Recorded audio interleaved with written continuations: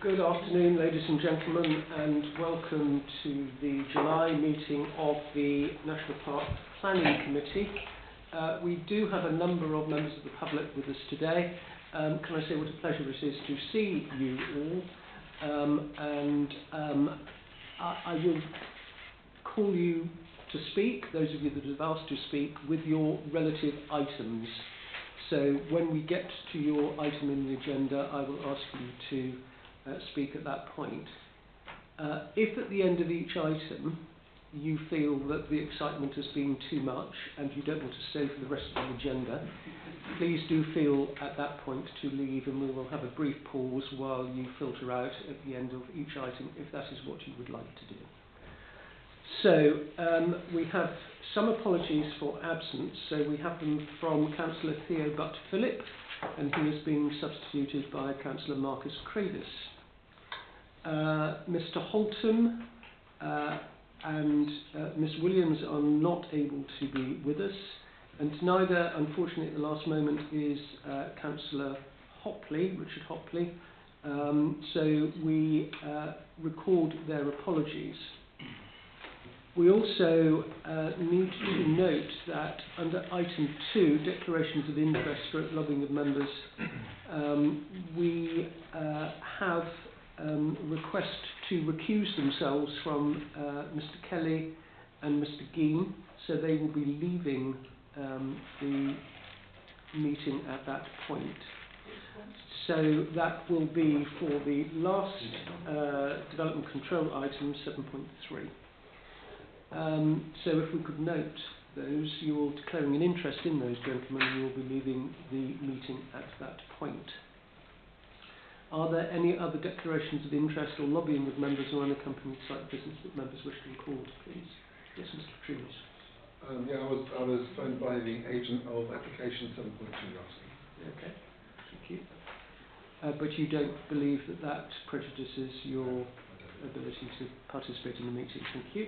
Are there any others, please? Yes, in respect of item 7.2, the agent did send a letter out as well. So received that, presumably other members have as well. Everyone should have had that. Okay. Thank you. Item 3 is the minutes. So may we please record as a true record the minutes of the planning meeting held on the 2nd of June. Proposed. Thank you. Seconded. Yes, all those in favour? Thank you. That's an MCon. Are there any matters arising, please, from page 1? Page 2? Thank you.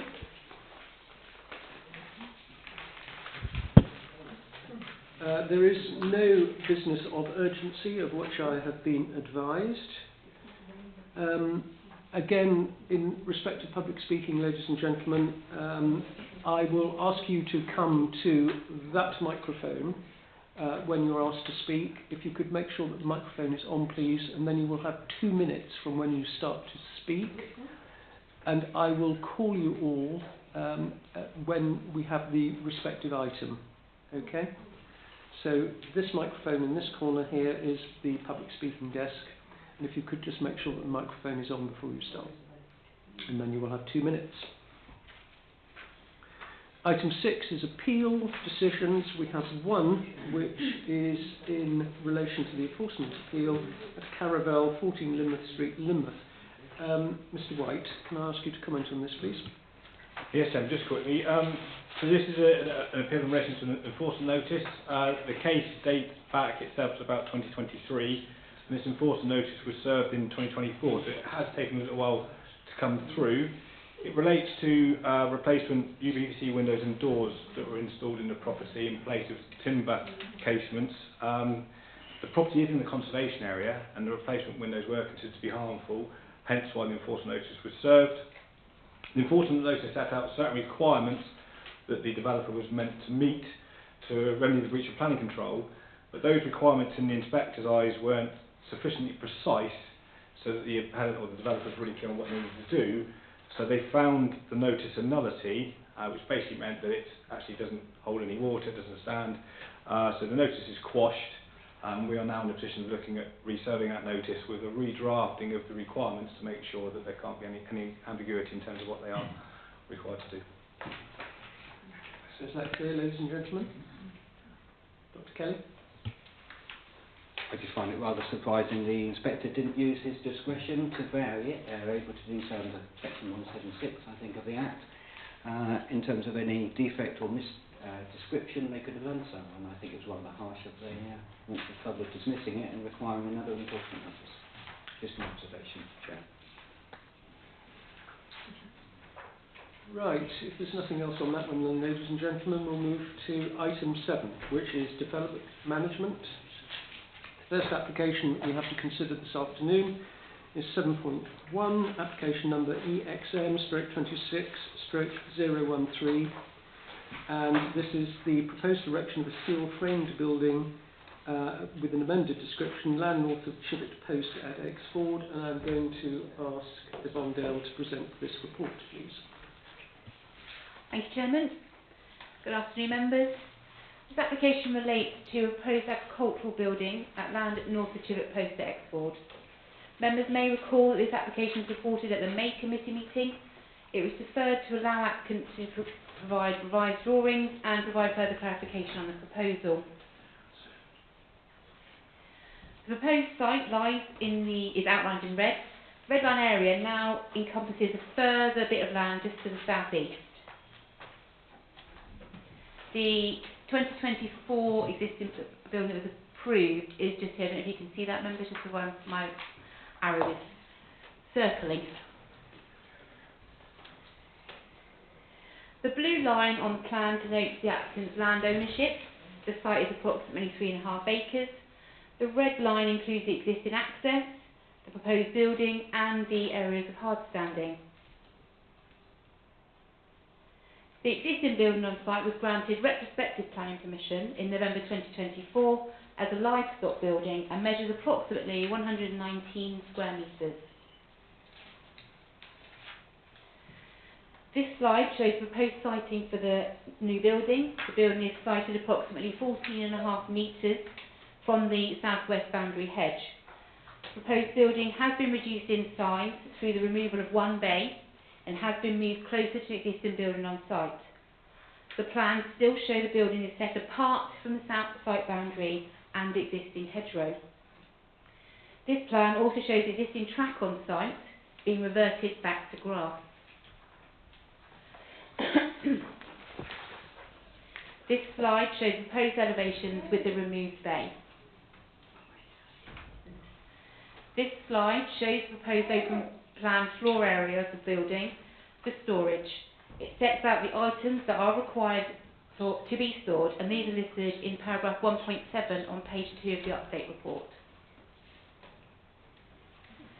This slide shows the relationship between the existing building and the proposed building. Shows the proposed building will be set into the ground. The ridge height of the proposed building will be marginally taller than that of the existing building.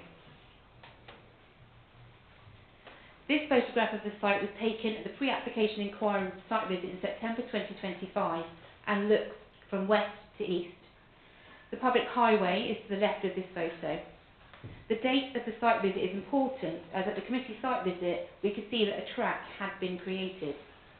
The proposed building would be within this view. This photo is taken from the existing access looking towards the southeast corner of the field. You can see the wider views from the site that we weren't able to observe on our site visit. In particular, the elevated nature of the site. This photo is taken looking towards the southeast corner of the field again. This also shows the hedgerow that the applicant does not control. This photo looks towards the southwest of the location of the proposed building, just on the left-hand side, so you can see my cursor again, it's just about here. The location of the non-designated heritage asset is here.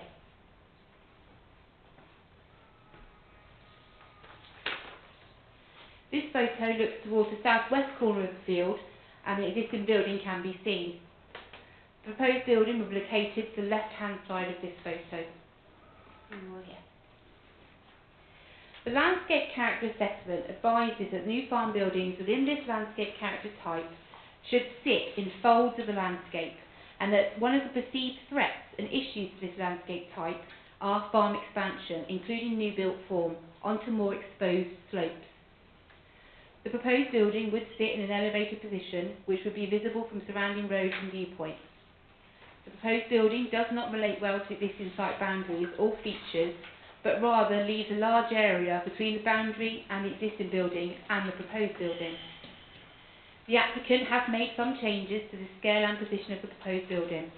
However, the building remains elevated and falls within the perceived threat to this landscape type as outlined in the landscape character assessment.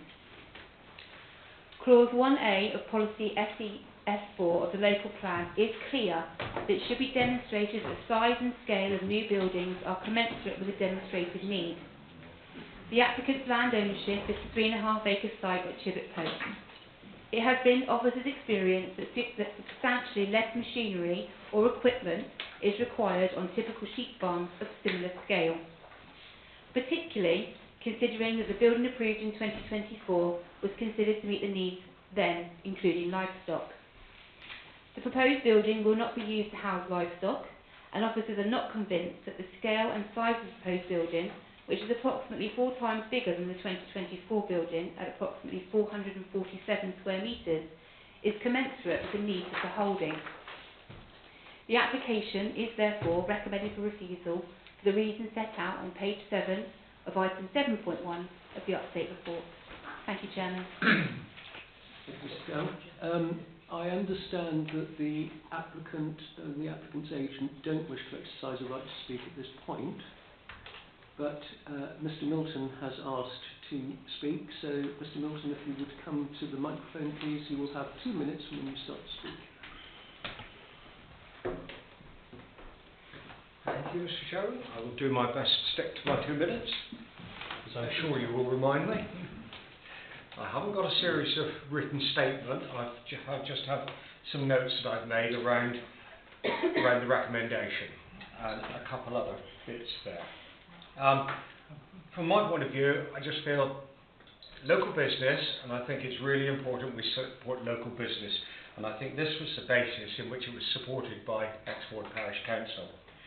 The business that we're looking at has been a long-term part of Exmoor, actually, a very long-term part of Exmoor, and is looking like it's likely to be longer, because I know the applicant's son is very keen to continue there. It's a developing business. It was based initially around contracting a good many years ago, but is expanding into farming. I know he's just bought more land, and commensurate with the way in which land tenure works on Exmoor now, he has multiple parcels that he rents on one form of tenure or another. Some of it quite... That's the way in which the world works now. Comment made to me by someone else is that people like this on Exmoor, small businesses, are becoming a rare breed. Rarer than an awful lot of things, actually. It's a farmer and contractor, and in an era where we're told diversification is the only way in which farming businesses are likely to be sustainable, this is probably an example of that, where a farming business has become growing and being sustainable because it's got a secondary business that supports it, that delivers a service to local farmers and landowners throughout the area. And that service isn't just agricultural, a lot of it is environmental based. Hedge laying, fencing, hedge banking, topping for scrub and gorse, that type of thing. So it is not just agricultural. The work there supports directly the basis on which the National Park feels it's important. I just had a couple bits, siting and design. Design of a building I'm sure we can deal with quite easily by conditioning. Siting in where it was, it is very difficult to find a nice field on Exmoor where it's folded into the landscape that easily, principally because you've got to move an awful lot of earth, and that also has its adverse effects and impacts. Also sited away from the hedge, because in my experience, having got buildings near hedges, the moment you stick a building against a hedge, you effectively destroy the long-term value of that hedge. It no longer becomes able to be maintained. There And I think the other principal part here was that the scale is not commensurate with the need. Have you seen the size of a tractor and a baler? It's very large. I took a tractor and trailer across Winsford Hill last Sunday while they were having their biking event. Well, my tractor and trailer, between the two of them, is 60 feet long. That gives you an indication as to what sort of scale you should want. I think that's the basis of my support. Thank you very much, Mr. Lewis. You tactfully took the light going on. That was good, thank you. So, we now turn to members for your consideration. Mrs. Nicholson? Mr. Chairman, thank you very much. I was particularly interested to go to the site visit some weeks, possibly months ago. Not least because I have driven that road many, many, many times and never realised there was anything behind that hedge. And this is actually quite difficult to see what's there at the moment. It doesn't at that point feel terribly noticeable from that road. Other roads looking from the top of Room Hill, where there is a very big building on the skyline, it's quite difficult to see it. The site looking from the south is set against rising ground of Room Hill. Behind it, there is a hedge which, rightly and carefully, our officer has said is not in the control of the applicant. However, the hill behind isn't going anywhere. Also, I was very interested at the site visit to hear the comment to all of us there from the applicant. The hedges were quite important to him, and one of the reasons why there was a space behind it was that he could possibly, if necessary, have a hedge that was in his control. And at the site visit, our landscape officer, while she certainly talked about the different sorts of effects on landscape, felt, I think, that this was, in terms of harm of a building in the landscape, this was one of the very much more minor ones. That was on the day. That was I found very helpful. And it feels to me that making sure that tracks have been removed as part of the application, that the hedge along the road can be conditioned if one really wants to, all of those things. I also understand that it's not what machinery can't go inside the building would be better sheltered and out of sight behind it than round and about. In terms of is it needed, as our public speaker has talked about the different forms of control of land and how farming works on Exmoor, that ownership is not necessarily an indicator of what your farming holding is in terms of in practical terms. There is rented ground elsewhere, and there's the report says in the process of buying more land at Sandy Way. In terms of that, the whole holding, and we can see that it is growing, then it would feel to me appropriate to allow an extra building here, not least because the applicant controls or is about to control land elsewhere, which would, at Sandy Way, which would feel very, very much more sensitive in terms of landscape. On that on the basis that I believe that the landscape harm is being and can be mitigated, such as it is at the current application site, and that the growing holding in the various forms of tenure justifies, not least remembering our public speakers' words on sizes of machinery, allows me to feel that I would like to propose approval. Okay, thank you. So just to be clear then, Mrs Nicholson, you're proposing approval on the grounds that the building is commensurate with the agricultural need, and also that the landscape impact is actually not overly harmful and can be mitigated. Right. Is that seconded, please? Mrs Smith, do you want to comment? No? Thank you. I was going to comment, but I think with everything that Frances has said, I think she's pretty much summed up my thinking, because I took on board the diversification of this from what Robin has said. I think economic development also needs to be considered upon Exmoor and its impact, because we do need to retain families here. We do need to encourage, there are different ways of farming for the future. And I also took on board the comments that the landscape officer made. So without saying any more, really, I think Frances summed it up, so I was happy to second that. Okay. That's great.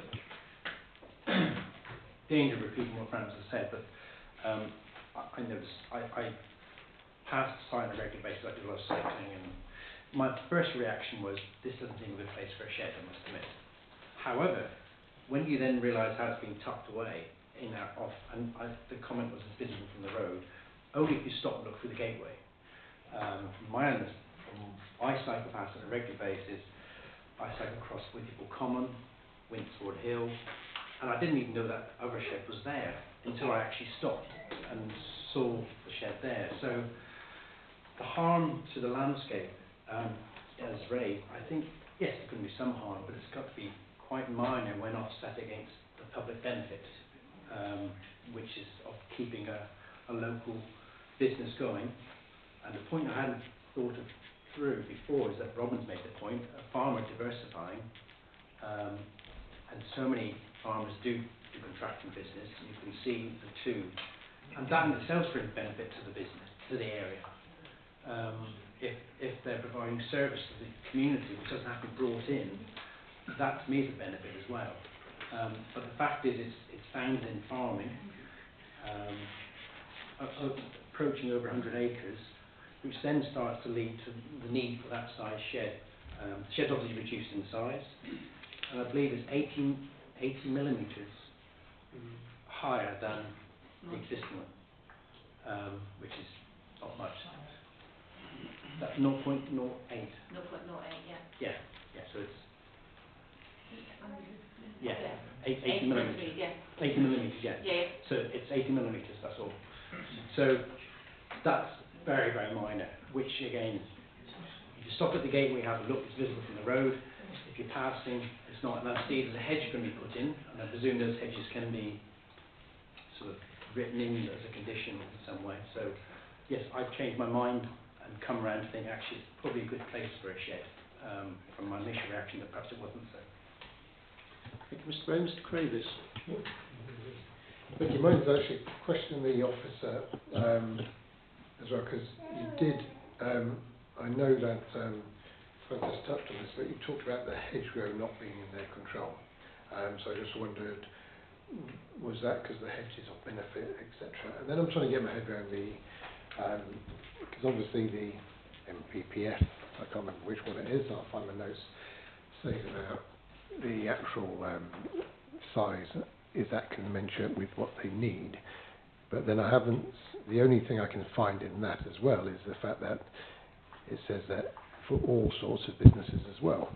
So are we then saying, although we don't think there's a specific agricultural need with regard to the land it's on and the use that were talked about, etc., are we saying that that diversification, that second use, or that ancillary part of the farming business is that covered by what it says in the MPPF and our policies?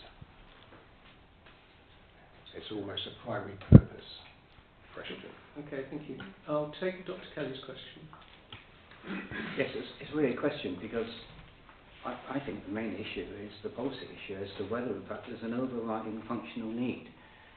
It's quite clear in terms of the policy that for isolated buildings such as this in this location, exceptional circumstances would only apply if there's an overriding functional need. And what we seem to have here is a business that's in transition. It seems to be primarily being used for the storage of agricultural vehicles and other vehicles, but there's an intention to move it further into genuine agricultural activity associated with the land, working with the land. So I've not made my mind up yet, but we seem to be caught in a better position than last time when we didn't have the information in front of us. But we seem to be in a position of saying, well, it's not quite there yet, because it may be more related, I'm looking at paragraph 311, it's all about machinery storage rather than agriculture itself, per se, with the land. So I'm still wrestling with the central question, in my view, as to whether, in fact, it's functionally required and therefore compliant with policy. So I'll just make that point at this stage. Okay, thank you very much, Dr. Kelly. Mrs. Nicholson, you want to come back? I just wanted to come back. It is next to a building that is already there, a permitted building that is already there, so there is that. We're talking about a holding of 110 acres, not a holding of 3.5, which is farming on most of it already, and I believe from the public speaker the 30 acres has now been purchased, so we've got a bigger farming business. Functional needs of farms are not only for housing livestock, but also for housing the equipment to make it work. And it was on that basis that I felt I could propose approval. Indeed. I'm going to ask Mr. White to comment at this point. Chairman, I'm just going to come in, just if I just take a step back again, because officers have obviously clearly rationalised the decision in front of you, and that sets out well against the policy. The main disputes, I mean, I can't see that very well, I don't know whether you can, but the main disputes between sort of clause 1A and 1B. Clause 1A talks about this commensurate need, okay? We need to look at the commensurate need in terms of the holding rather than the applicant per se, okay? And that's where officers have some concerns in terms of the size of that. We have heard this morning that further to the report, you know, we're talking about another 30 acres, 110 acres, but I think officers set out why they have some reservations in terms of the commensurate need. But that ultimately is a matter of judgment, you know, and we've heard from speakers and some members in terms of actually their experiences and what they might expect to see there. That's one point. The second point, and then really importantly, is the building needs to have a acceptable landscape impact, and you can see from the officer's report that we're not satisfied it does. If members feel there's no harm, we need to be really careful around that, because if we're identifying harm as a decision maker, we have to give great weight to that harm in any planning balance. I'm not quite sure whether you've identified harm or whether what you're saying is there could be some harm, but actually that can be mitigated. That's different, okay? Because if you think actually you can get to a point where you can cause no landscape harm and the need is commensurate, matters of planning judgment, you're not in a bad place in terms of justifying it under policy. And, you know, a bit of direction travel, I guess, hearing to some of the members, I get a sense of where that direction might be going. Notwithstanding officers' concerns, but we do need to be clear it's about being commensurate with the needs of holding. Are we identifying landscape harm or not?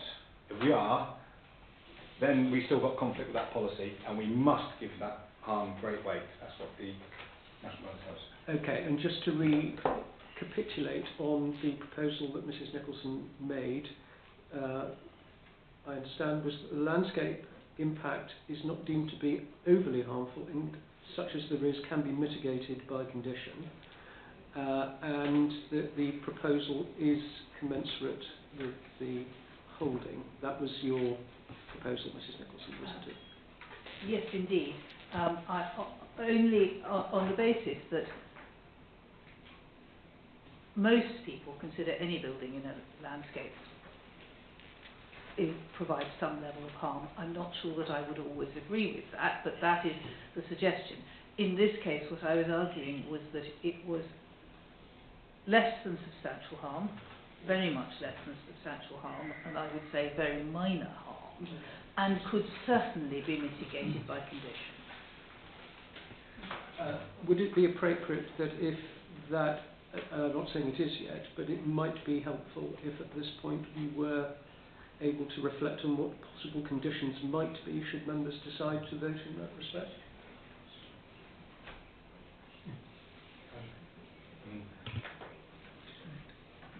Chairman, I mean, by and large, I think conditions would be pretty typical for this type of development. We would certainly be looking at conditions securing the landscaping because that would be important in terms of ensuring acceptable landscape impact. And it might be easy, Chairman, if we get to point of resolution to approve, we can perhaps look at a list of conditions. Okay. Mr. Petrinos, you haven't spoken yet. Yeah, thanks.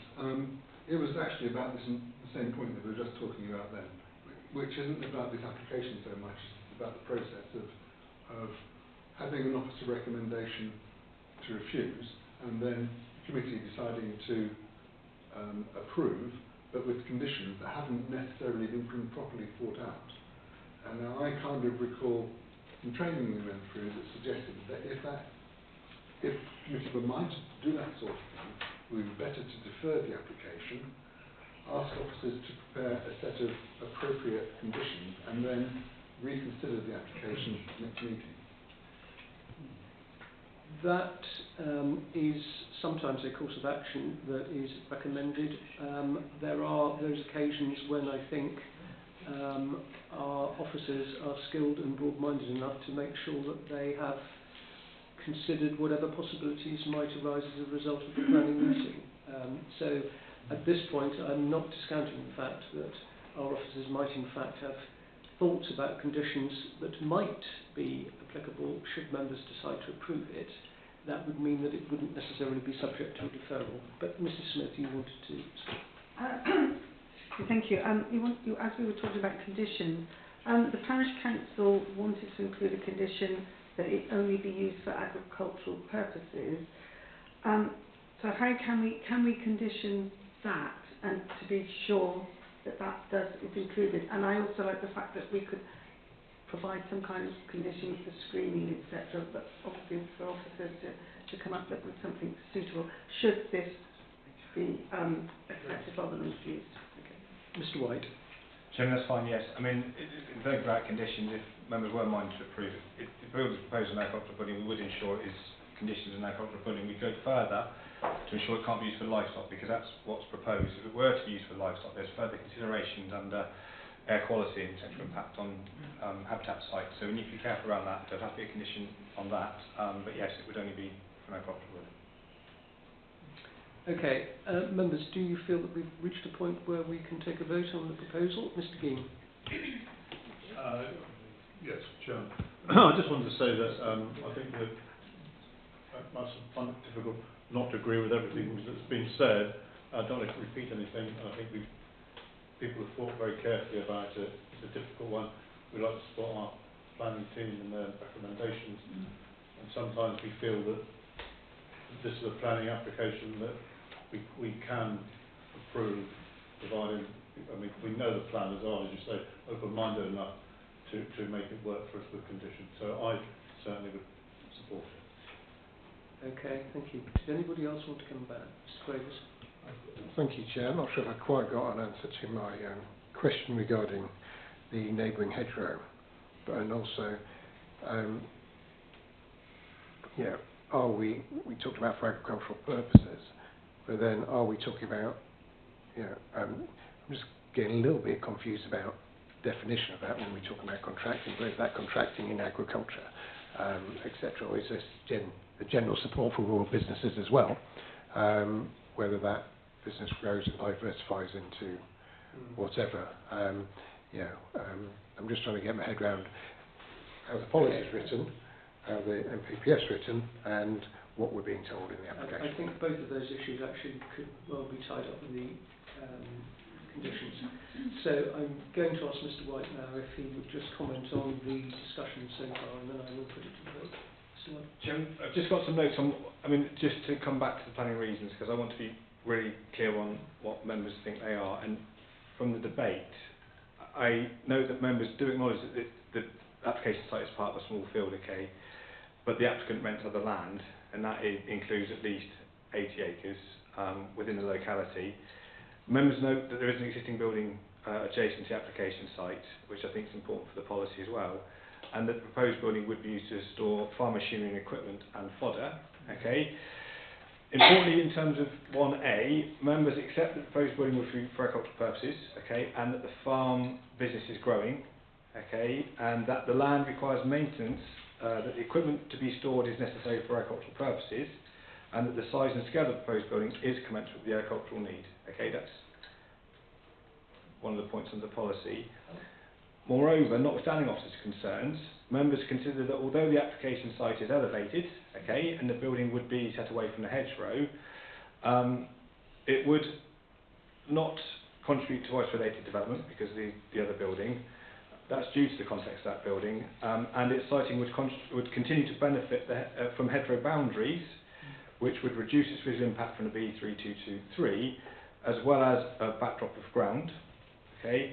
And due to its siting and scale, together with the context of the existing development, and subject to landscaping, which can be conditioned, members do not consider that the building would be prominent or significantly incongruous in the landscape. So taking account of the characteristics of the area, members consider the proposal would conserve the scenic beauty and character of the landscape with those conditions. Okay, so members are able therefore to conclude it wouldn't cause harm to the characteristics of the landscape, and as such it would accord with GP1, CES1, CD1 and SDS4 in front of us there of the local plan, which in combination seek to ensure high quality, diverse and distinctive landscapes are conserved. Couldn't have put it better ourselves. So Mrs Nicholson's proposal was seconded by Mrs Smith. I'm now going to ask members to show if you are in approval of that, please. With the conditions as noted. Right. Okay. So that, may I see those against? So there's one against. Okay. So can we just now rehearse the conditions that will be attached to this approval? So Chairman, it's standard time planned condition to make sure it obviously accords with the plans as amended. Solely an agricultural building, not used for livestock. There is some ecological enhancements that are necessary. We would have a condition controlling external lighting to ensure that what, if anything goes on there, is appropriate. We need the hedge bank planting. There is permitted rights for agricultural buildings, which we would look to restrict in accordance with the policy. And then there are conditions requiring biodiversity net gain. Right, that seems a very comprehensive list. Thank you very much. Yes. One clarification I made. Used for agricultural purposes only. Oh, sorry. Condition 4 shall not be used to house livestock, so agricultural machinery, feed, etc. Thank you. Scheme? So to make it consistent, should we have forestry as well there? Just looking in the future, I mean, it's on the policy as connected use. I don't think it's necessary, Chairman, if I'm honest. I don't think it's necessary. Might be a complication too far, Mr. Dean. Okay. Right. I'll withdraw that comment. So we've got the list of conditions. Hopefully everyone will feel that those are appropriate. That therefore stands approved. Can I thank you, ladies and gentlemen, for that? Can I thank the officers for your very quick thinking here during the meeting? That was very much appreciated. I'm going to pause now for a moment to allow those interested in this application and nothing else to leave if they wish. Okay, ladies and gentlemen, we'll now move on to the next application, which is proposed conversion of barn to provide extended family dwelling with disabled access at Rose Cottage, Simmonsbar. This is application number EXM/26/026, and it is item 7.2. And I'm going to ask Ms Gifford to present the report, please. Good afternoon, members. This application seeks permission for conversion of an agricultural barn at Rose Cottage, Simmonsbar to form an extended family dwelling. This slide shows the red line boundary of the site. The proposed extended family dwelling is located within the red line boundary here, and this is Rose Cottage adjacent to the red line boundary. This map shows the site in context of the village of Simmons Bath, and the blue line shows the ownership of the applicant's land. This is a more detailed plan of the site. This is another detailed annotated plan of the site. This plan shows the existing elevations and the barn in relation to Rose Cottage, which is here. This plan shows the proposed rear and east elevations. This plan shows the section of the barn for the proposed conversion and the principal elevation. This is the existing floor plan. These are the proposed plans that show a 3-bedroom dwelling which would facilitate meaningful wheelchair access.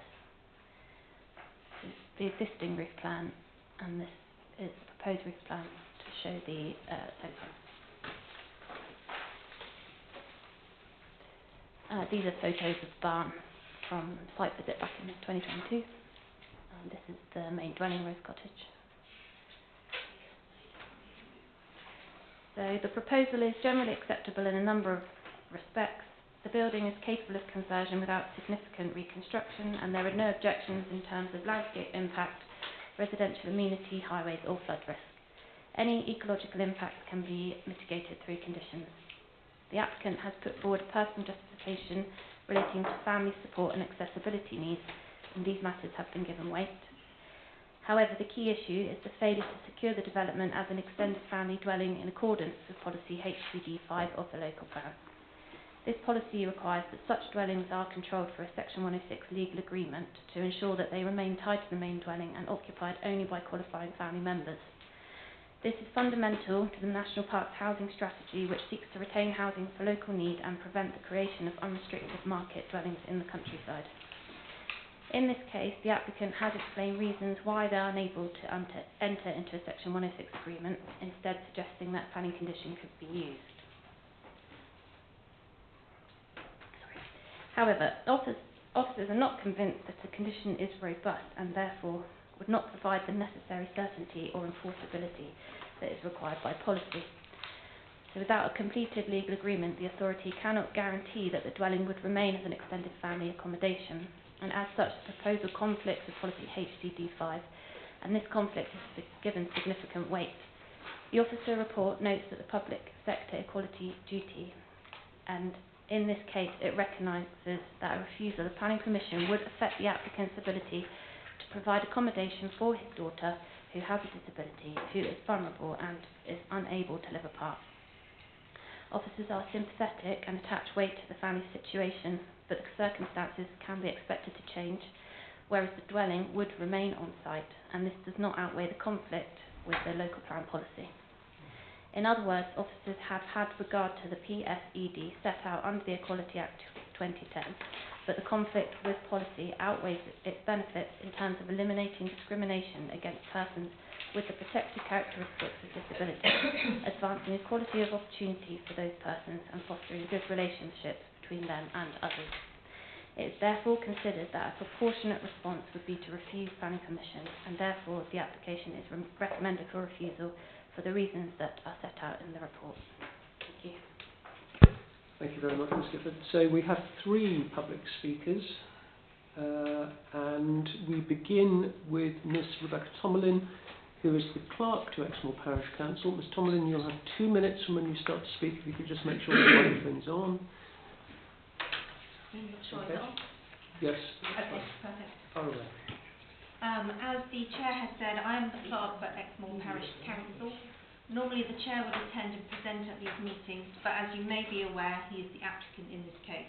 Before I read the Parish Council's statement, I would like to make it clear that all protocols have been followed. The applicant was not included in the Parish Council's discussion of the application and has had no input or oversight of the statement I am about to read. Exmoor Parish Council wishes to reaffirm its support for the application at Rose Cottage. While the Parish Council requested the extended family dwelling be tied to the main dwelling, they did not specify the mechanism by which this should be secured. The Parish Council is aware of the challenges faced by the applicant's family members and understands the need for independent living arrangements while remaining close at hand. As noted in the Planning Officer's report and presentation, the proposal meets relevant planning policies and satisfies the criteria for an extended family dwelling, except for the absence of a Section 106 agreement.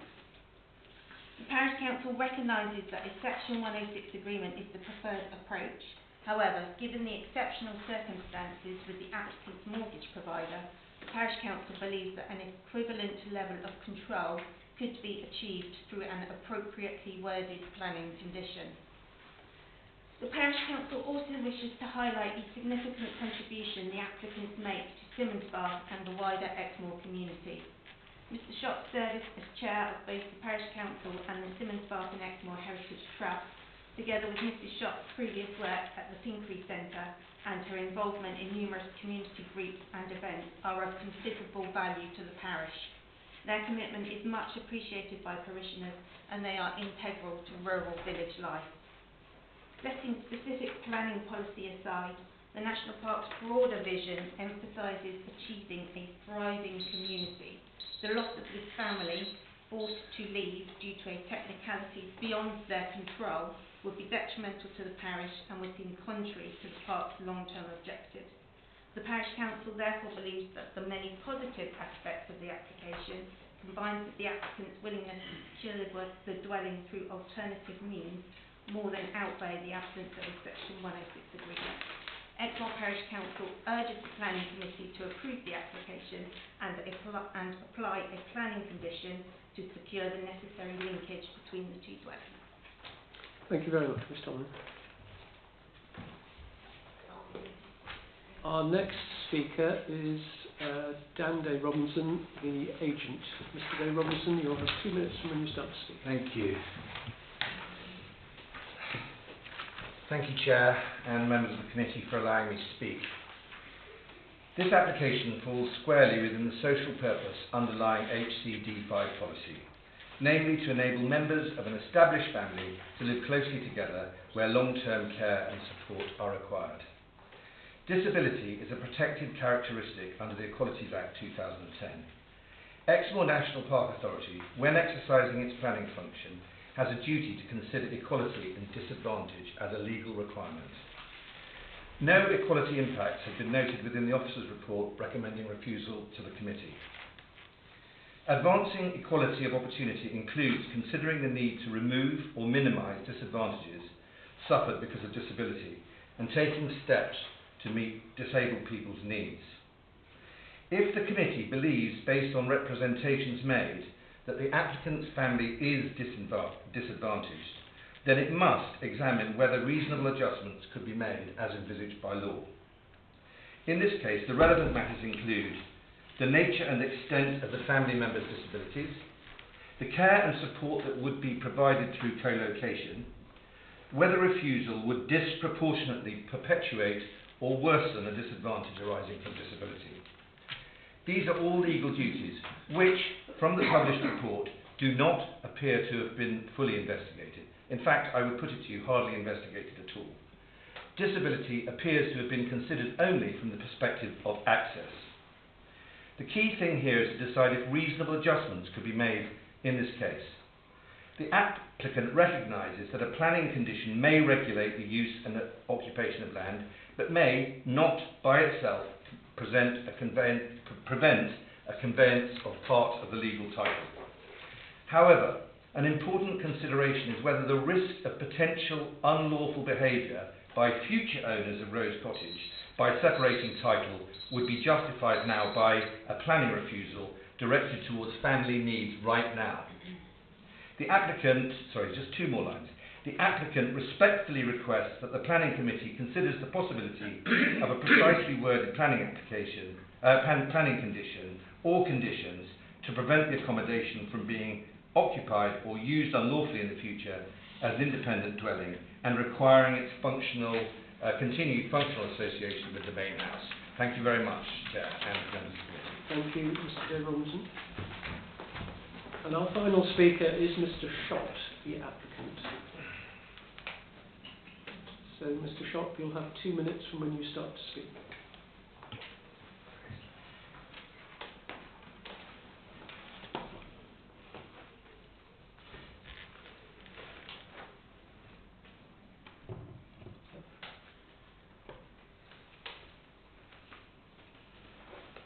As you've heard already, there's a family caught up in all of this.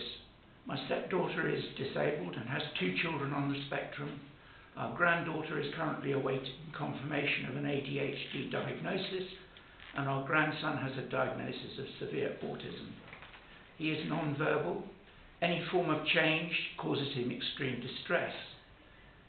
Due to my stepdaughter's disabilities, she relies heavily on my wife and to a lesser extent me.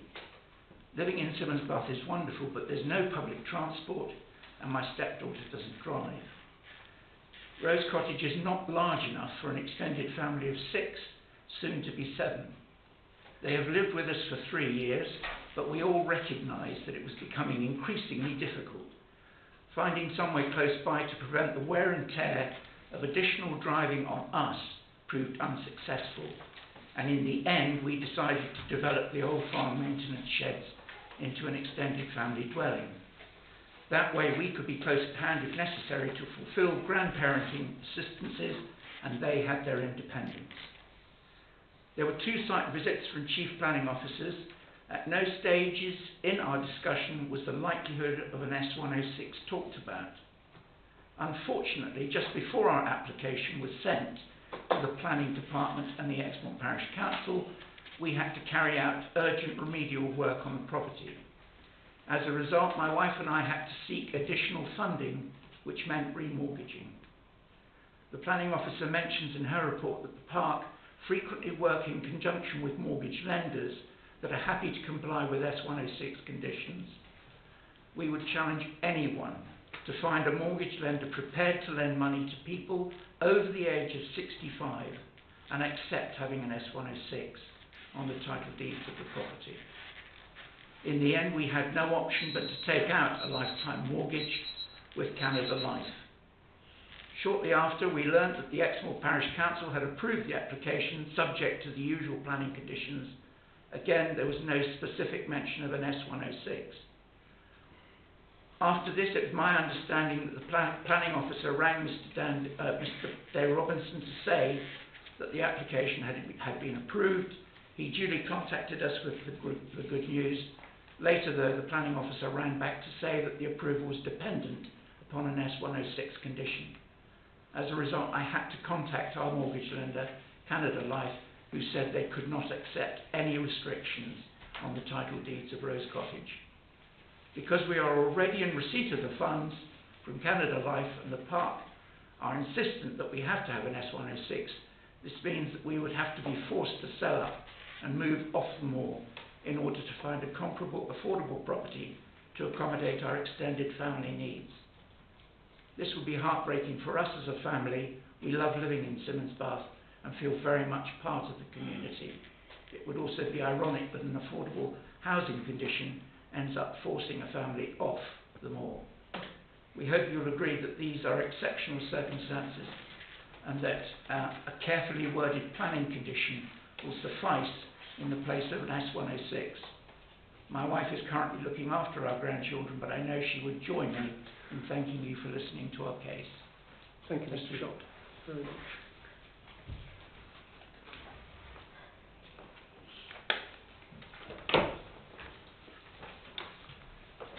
Right, thank you very much. So the first speaker to catch my eye was Mr. Gein. Thank you, Chairman. Obviously, nobody could not be sympathetic to the case. There's been talk of a planning condition, and in the papers it says that the legal advice against the possibility. Is there any, do the planning officers feel there is no chance of getting a planning condition that would suffice? So that's my question. Okay, question at this point. Can I just possibly leave that one there for a moment, and then I'll take some other members of the committee who wish to speak. Mr. Gravis. Yeah. Thank you, Chair. I'm hoping I can come round to that same question. Because obviously, if you look at planning policy. It's in there somewhere. It breaches the planning. Yeah, it's against the policy. I'm very minded about that. It's, you know, it doesn't say. I think the officer said it doesn't say should or could. It says will. So that means it's a definite break away from policy. And what, again, can we find a material consideration that then allows that, bearing in mind the Equality Act, etc. But I'm also at the same time very concerned that, you know, 106, you know, I don't think you can buy a house in Watford without a 106 agreement, and there are plenty of lenders out there who will do it. But then at the same time, try and get a mortgage with an agricultural tie, and you're looking at, you know, be lucky if you could borrow 50%, and there'd be very few lenders out there anyway. So suddenly we find ourselves in a position, and I love bashing the banks at any opportunity, you know, from past experience and present experience. And bearing in mind that I wouldn't trust most banks as far as I could throw them. I know this is a public meeting, quite happy to have that quoted. That then now we're in a situation where, although I'm minded to understand the equality side of the argument as well, and the legal implications of that, although I'm minded that, I'm then now really quite concerned that what would happen in the future if we have Canada Life, and I don't know them from, well, I do actually have, I heard of the name, may come along in 20 years' time, split the title before anyone's noticed, and sell the property. Now, you could argue that the property, whoever buys that property, if they're lawyers, you know, their lawyers should, the first thing they should be pointing out to them, do you realise there's a planning condition on this and you won't be able to do it?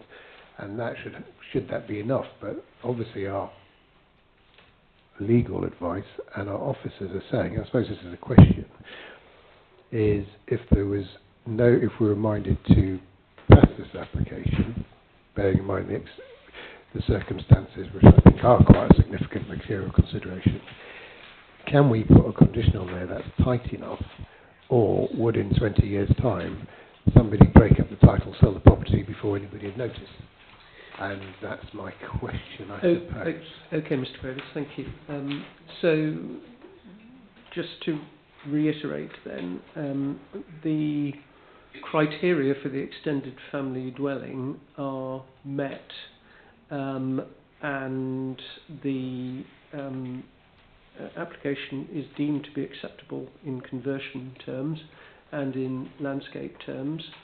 But we have this issue of the 106 and whether or not it is possible to achieve these outcomes by a condition, a planning condition. Is there any way that we can achieve this by condition? And I think I will ask Mr. White to intervene at this point. Thank you, Chairman. We're in a very challenging position here. I mean, through a condition we can't achieve compliance with that policy. The policy is really clear in what it requires. It requires a Section 106 agreement. That is also the most robust form to ensure the dwelling is occupied as it should be supported with the policy. We take a step back about where this policy comes from. You know, in the national park we are about delivering houses for communities. Okay, this is a really good policy. The scheme is really good under this policy, and we can get to a point where we can say this is brilliant. We can grant a planning permission, but we need a Section 106 agreement, and that's where it falls short. Okay. But that's really important, because what we don't want to happen is that these dwellings become on the open market. You know, because that doesn't help the community, doesn't deliver what we're trying to deliver. So that's why the Section 106 is really important. Obviously aware of the issues of likelihood of the way debate would go today. We have had a go at looking at a condition, how we might be able to draft it. Conditions do and can deal with occupancy of dwelling houses. You know, we're familiar with them on holiday uses, agricultural uses. The real challenge with this is, because it's a step from the norm, you know, you look at the criteria under clause 3, that can be quite difficult to frame in the policy. Okay, but we do have a draft which would do some of that to ensure the proposed dwelling at least could be occupied as an extended family dwelling. Okay, as I say, it still wouldn't comply with policy. There's no dispute between us that they were going to be conflicting with policy. Okay, so then members are in a position of saying, well, okay, look, we've got a conflict with policy. What are your material planning considerations, okay, that are sufficient weight to allow you to get to a positive outcome? As I said, with the previous, like, we have got a robust officer's report before you, explaining why we've got to where we've got to, but that's the purpose of this, like the member debate now, to see whether, between yourselves, you think there are material considerations of sufficient weight which would allow you, with a condition, to enable this to be granted. So essentially, it would be possible. It is not as robust and as thoroughgoing as a 106, but a condition would be achievable that would address members' concerns, providing members were satisfied that the material considerations were such that it was approvable subject to that condition. Sure. Could I just ask Mr. White to reply to that? If members are satisfied, yes, there's material considerations of sufficient weight, you could then look at, I mean, I think I've framed as conditions, Chairman, which we can. Okay. See what they are. Thank you. Mr. Gein, you wanted to come back, and I've got other members as well. Yes, with that answer, I would propose that we give permission Okay. on that basis. Might need to hear a little bit more about what those material considerations are, Mr. Gein, but Yes, I agree. okay. If it's possible. Yes, please do. I think it's just important to make the point that the requirement in the policy, which is paragraph 4 on the screen, I know it's very small.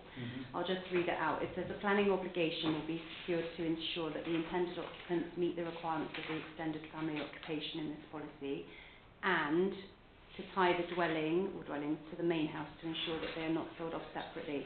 So there's two requirements to that policy obligation. First is the extended family dwelling criteria, and the second is this tying of the dwelling to the main house.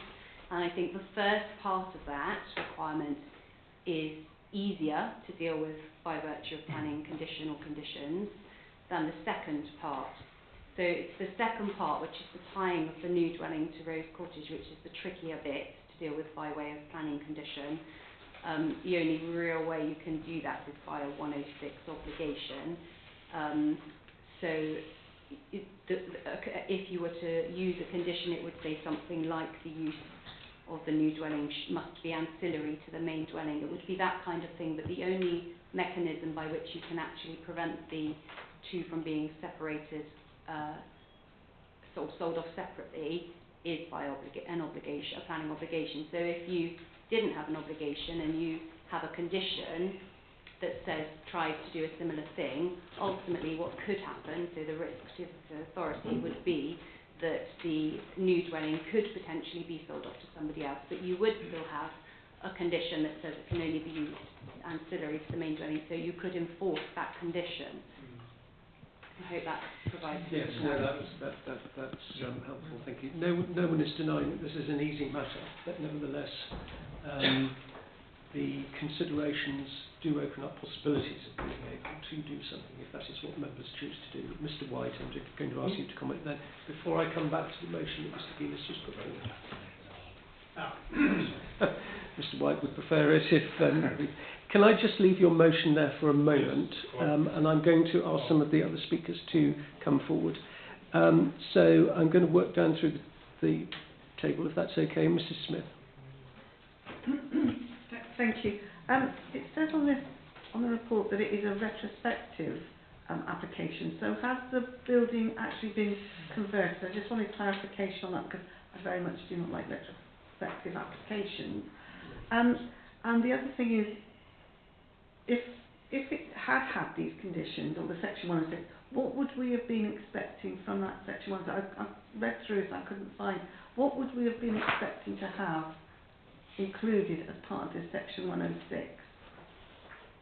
Because I understand the mortgage lender won't lend the money with a section with this on this development, but I can't understand what did we want to see from Exmoor National Park as part of Section 106. Thank you.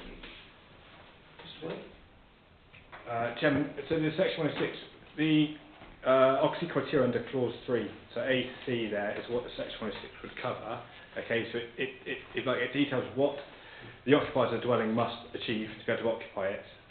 The agreement generally requires people before they occupy it to inform the National Park Authority at least 28 days beforehand, and then they need to be signed off as people meeting that criteria, and the Section 106 also then ties it in with the main dwelling, the existing dwelling, so it can't be sold off or let separately. So, if I could come back. So that is all. We're not expecting any kind of affordable housing contributions or nothing else. It was just purely that. Thank you. And the retrospective? Oh, sorry. Yes, Chairman, that's quite simple. It's, they need to replace their septic tank with the package treatment plant. That's gone in, it serves the main dwelling. So, because the overall done has already commenced, it falls as a retrospective application, but no other work's been carried out. But it's in relation just to the second. Mr. Fry. The first thing I want to address is I do feel that the authority in reaching a decision has taken into account public sector equality duty, and I think that's one that was on my mind. The second one was, have we tried all means to find a way of enforcing that condition tied to the main house, and we're at the balance between Section 106 and the planning condition. I'm encouraged to hear that perhaps it could be enforced on a planning condition. Because when you look at the situation, the family is obviously bringing benefit to the community, the extended family brings benefit to the community, and I think it is exceptional because if the community lost that family through some, we heard the words could be awkward and tricky, then perhaps we ought to make it really challenge ourselves, and I'm hearing we are, to accommodate the family. And look at, but of course what we don't want to do is open up the door for all future situations. But I think that's where we've got to be really clear. This is an exceptional circumstance, and I'm sure that we can come up with that, and in this situation have a planning condition which is enforceable. And I am hearing that I think we can, but it could be tricky and awkward to tie the house to the main house because we don't know about the option for future situations. Okay, I think it's fine. Mr. Petrinos. Yeah, thanks. I've been reading the section about personal circumstances, and I can quite understand why in the public report there aren't references to the private medical details of applicants or their family. At the end of page 12, it talks about other extended family dwellings having been approved, subject to 106s, and them not having a problem with a mortgage lender. So I've got two questions. One is, officers in drafting the report could have, as they have done, recommend refusal, or they could have recommended acceptance, subject to 106 and all the normal conditions. Why go down the refusal? Presumably, I'm just guessing, because the applicant said that if they don't want to do 106, they can't do 106. But secondly is, if we do come up with appropriate condition or conditions that tie the two together, would that not have the same impact on the potential lender as a 106 agreement, in that it would tie them together and therefore have a financial impact on their loan? And you're probably not qualified to answer that. Well, I think you differentiate between a planning condition and a legal obligation. I think that's the difference, Mr. Petrinos, at its simplest.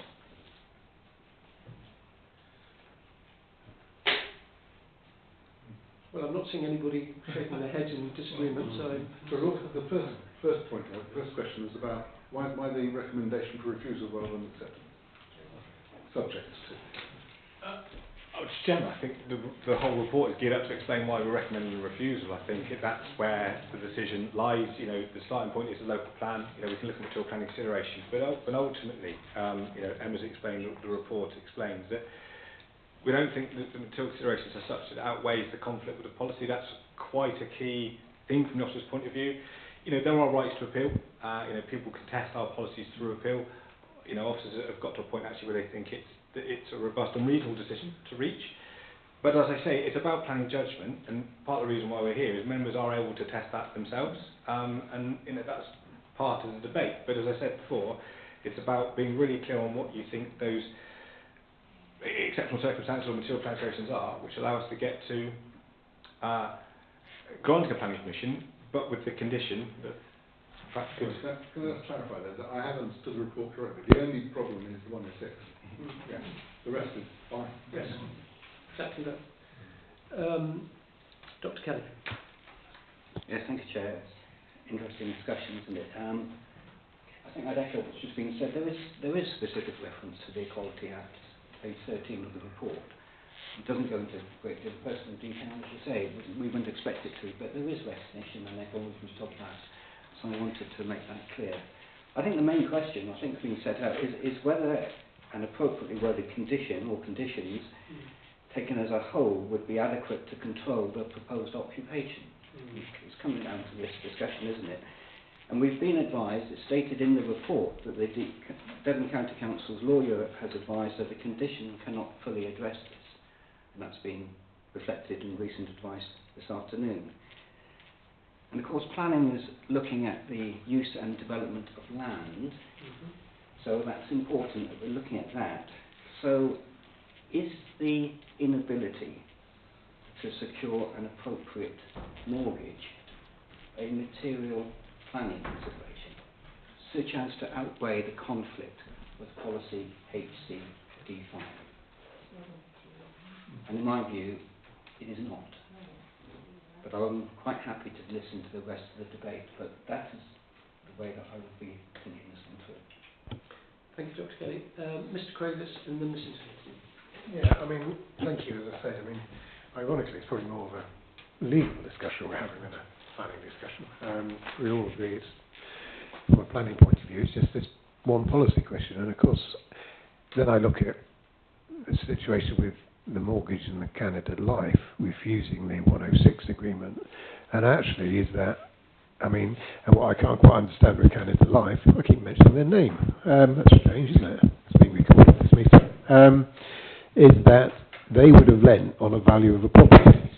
And what I can't quite understand is, regardless of the 106 agreement, is that with the works that they get done, the value of that property will become higher. So why on earth would a bank refuse the not look at the 106 agreement and say, no, we're not going to accept it? And it's delving into those details, that because we're doing, as I think Dr. Kelly says, it's quite a major go against policy. There's other go against policies that have material considerations. This one isn't, and I can't quite get my head around why Canada Life wouldn't say, well, it's only a 106 agreement, but then at the same time, I'm very suspicious. Well, not suspicious. That's wrong.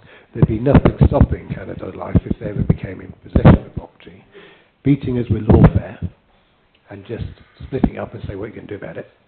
And before you know it, we've got not an affordable dwelling, we've got something being sold to somebody in Surrey for an awful lot of money, and who comes out of this? Not the community, Canada Life. So, yeah, I would express my strong disappointment very publicly in Canada Life for their stance.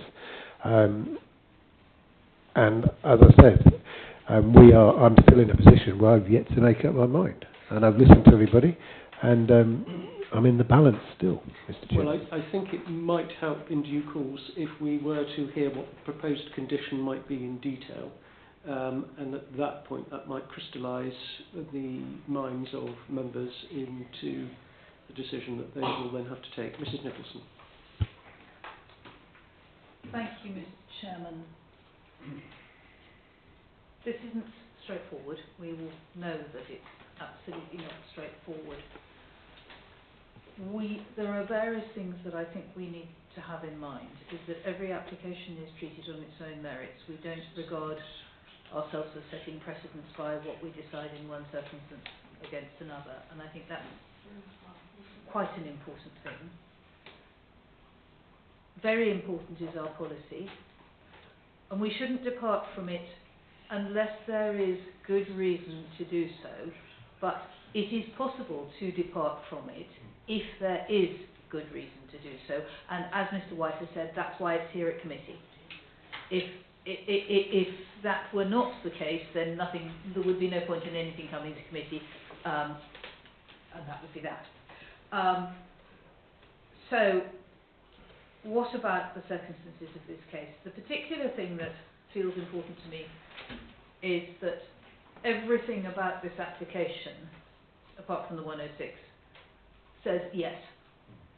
It absolutely fits. It's what we should be doing. So the policy. It fits with the intent of the policy. The intent of the policy is to make this sort of thing possible and further to keep it as possible. Now, yes, the simplest way of doing that is a Section 106. There are lots of things about Section 106. When we envisaged this policy, and I think it's actually important to go back to us envisaging this policy, we were thinking in terms of either a housing association or other sort of developer, or we were thinking in terms of self-build of young people. Now, it never occurred to us to think about whether somebody over 65 might be able to get the mortgage with the particular kind of lender that might be happy with this.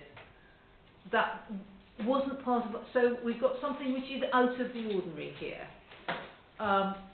And that should be a consideration in our mind. Now, the planning condition, as I understand it, if you break a planning condition, is it not a criminal matter? No? But it is a legally enforceable matter, is it not? Yes. So we can enforce the condition. Right. So that's helpful. The second thing is, well, we're talking about the condition not being as strong as a Section 106. The discussion was about, we might, it might be considered to be ancillary to the main dwelling, condition to make it ancillary, occupation ancillary to the main dwelling. Well, I would hope that we could incorporate into the condition precisely what we mean from our policy as the people to occupy it. That would strengthen it well beyond the ancillary. Because I can think of ancillary that wouldn't fit the intention of what we're trying to do. If we have to draw a balance between the great strength of a Section 106 as against what we're trying to do with the policy, what we're trying to achieve, what we're trying to enable for our communities, and does the balance fall, well, we can't make it work in our community because we want to go by the letter, or we can use something else which, while it is not a legal obligation, is nevertheless legally enforceable. And I think I would very much like to hear what the condition might be. Right, I think we've reached the position, ladies and gentlemen, where, if I may, I will ask Mr. White to just reflect on the potentials of the condition and how that may achieve an outcome. And having heard that, I will then return to Mr. Geen and the proposal. Chairman, okay, so we have draft conditions. There's a minor technical point which is, it's something we can address, but it's worth mentioning now, is the red line boundary for these conditions to work would need to be amended, so Rose Cottage is included in that. That's the technical point, not too drastic, but it's a point nonetheless. Yeah. The conditions, sorry, I'm going to pop back to the policy because it's probably helpful to have that in front of you, because obviously we're clearly dealing with the occupancy criteria under clause 3, and trying as best as possible to address them as under clause 4. Okay, so the first condition would read, the dwelling hereby approved, okay, shall not be occupied other than by a persons and their dependents who has a minimum period of 10 years or more in the last 30 years permanent and continuous residence in the parish or adjoining parish. So that's 3A. And, okay, it's important, and they are immediate family by virtue of being a descendant or antecedent of the permanent occupier of the existing dwelling known as Rose Cottage and within the red line application site. Or, exceptionally, they are a dependent relative who has an essential need to live close to another person, the need arising from age, family or other medical reason of the permanent occupier of the existing dwelling known as Rose Cottage and within the red line application site. Okay. The condition will also say the occupants shall apply to the local planning authority within 14 days of the local planning authority's request to do so, such information as a local planning authority may reasonably require in order to determine compliance with this condition. Okay? There would be a further condition which says that the dwelling hereby approved shall not be occupied other than in conjunction with the existing dwelling known as Rose Cottage and within the red line application site.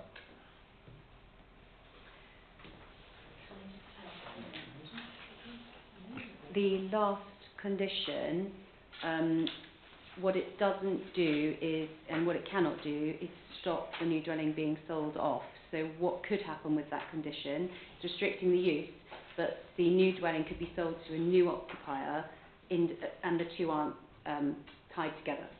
That's just the only point to make. So the use is restricted. Yes, but the two aren't tied together. That's the only difference with the policy. Okay. So that is as tight a condition as you can get short of the 106. Mr. Bray? And that, I think that sounds a very good proposal. And so we really are tying down who can live there. We're not saying that it's not going to be robust to stop being sold off. But in the worst scenario, that's still a house for local use, isn't it? In the worst scenario, which is what we want to achieve once and anyhow. Clearly at this stage we want extended family, but in the worst scenario, if it didn't stand at that planning condition, it's still going to be a local person buying that property, and it can't be used for rental, well, sort of holiday rent. Is that correct? It couldn't be rented out. It has to be for local occupancy. Is that correct? The planning condition can control that very well, isn't it? The condition seeks to control the occupancy. I mean, it's, I don't know, it's trying to predict what might happen in the future. I mean, there's always a risk. I think we have to say that the condition, there's always a risk. There's a greater risk around the condition there is a Section 106 agreement, okay? But if you're looking at conditions as an alternative, I think that's the best we can get to. But it's not compliant with policy, and it does cause issues in terms of them making decisions. Because again, we're looking at circumstances to get this.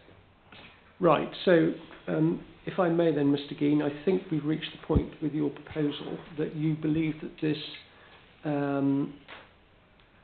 this application to extended family dwelling is acceptable in terms of the conversion, it's acceptable in terms of its landscape. You believe that there are material considerations that mean that in this particular instance it is not possible to apply Section 106, but it is possible to achieve a sufficient outcome by means of a planning condition. That's what I now believe, Chairman, and that's... You might want to rephrase that slightly, Mr. White. But that's broadly speaking what you want, Mr. Geen, is it? Yeah, I think there's probably a bit more in terms of what members have been debating in terms of material planning considerations. Okay, so my scribbling is, notwithstanding officers' concerns, and whilst members acknowledge that the proposal would conflict with policy clause 4 of HCD 5, it is acceptable in all other respects. Okay, nevertheless, members do give great weight to the conflict of that policy. But members are also note that the applicant has a pressing need for additional accommodation where care and support can be provided to disabled relatives. This is a matter to which members also give significant weight. Okay, so that's a material planning consideration, and members are choosing, if we get to the point of grant planning, to give that significant weight. Two proposing issues here, both carrying significant weight. Moreover, noting the particular circumstance in this case and a difficulty in registering a planning obligation against the title, members are satisfied that the local plan planning objectives can be adequately secured by condition to ensure the extended family dwelling is occupied in accordance with clause 3 of policy HCD 5 and that it is occupied in conjunction with the existing dwelling. As such, as a balanced decision, for these reasons, members conclude that planning permission should be granted. Okay, if we do get to that point, Chairman, I would ask that members delegate to officers to sort out the red line boundary and add additional conditions which may be necessary in addition to the two that I've previously read out.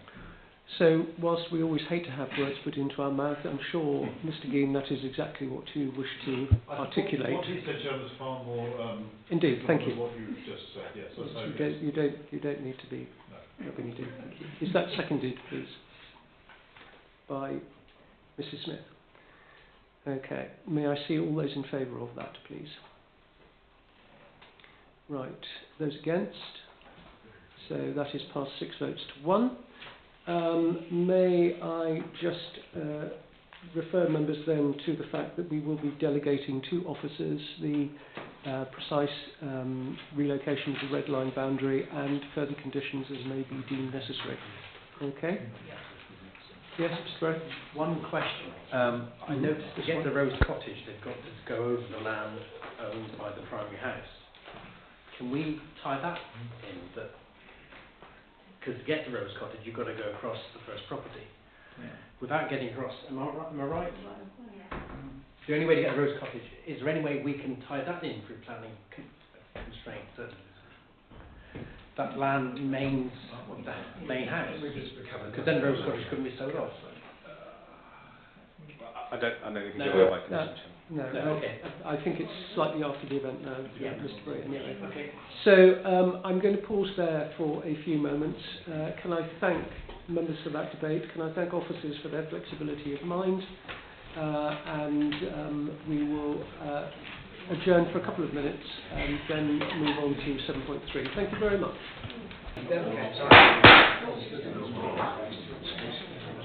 Right, ladies and gentlemen, we will move on, if we may, to item 7.3 on the agenda, and this is item 624925-003, proposed conversion of redundant Methodist chapel and schoolhouse to one principal residence dwelling and reinstatement of former miners' cottages to one affordable local needs dwelling at Mineswood, Heasley Mill, North Malton, and Heasley Mill Methodist Chapel.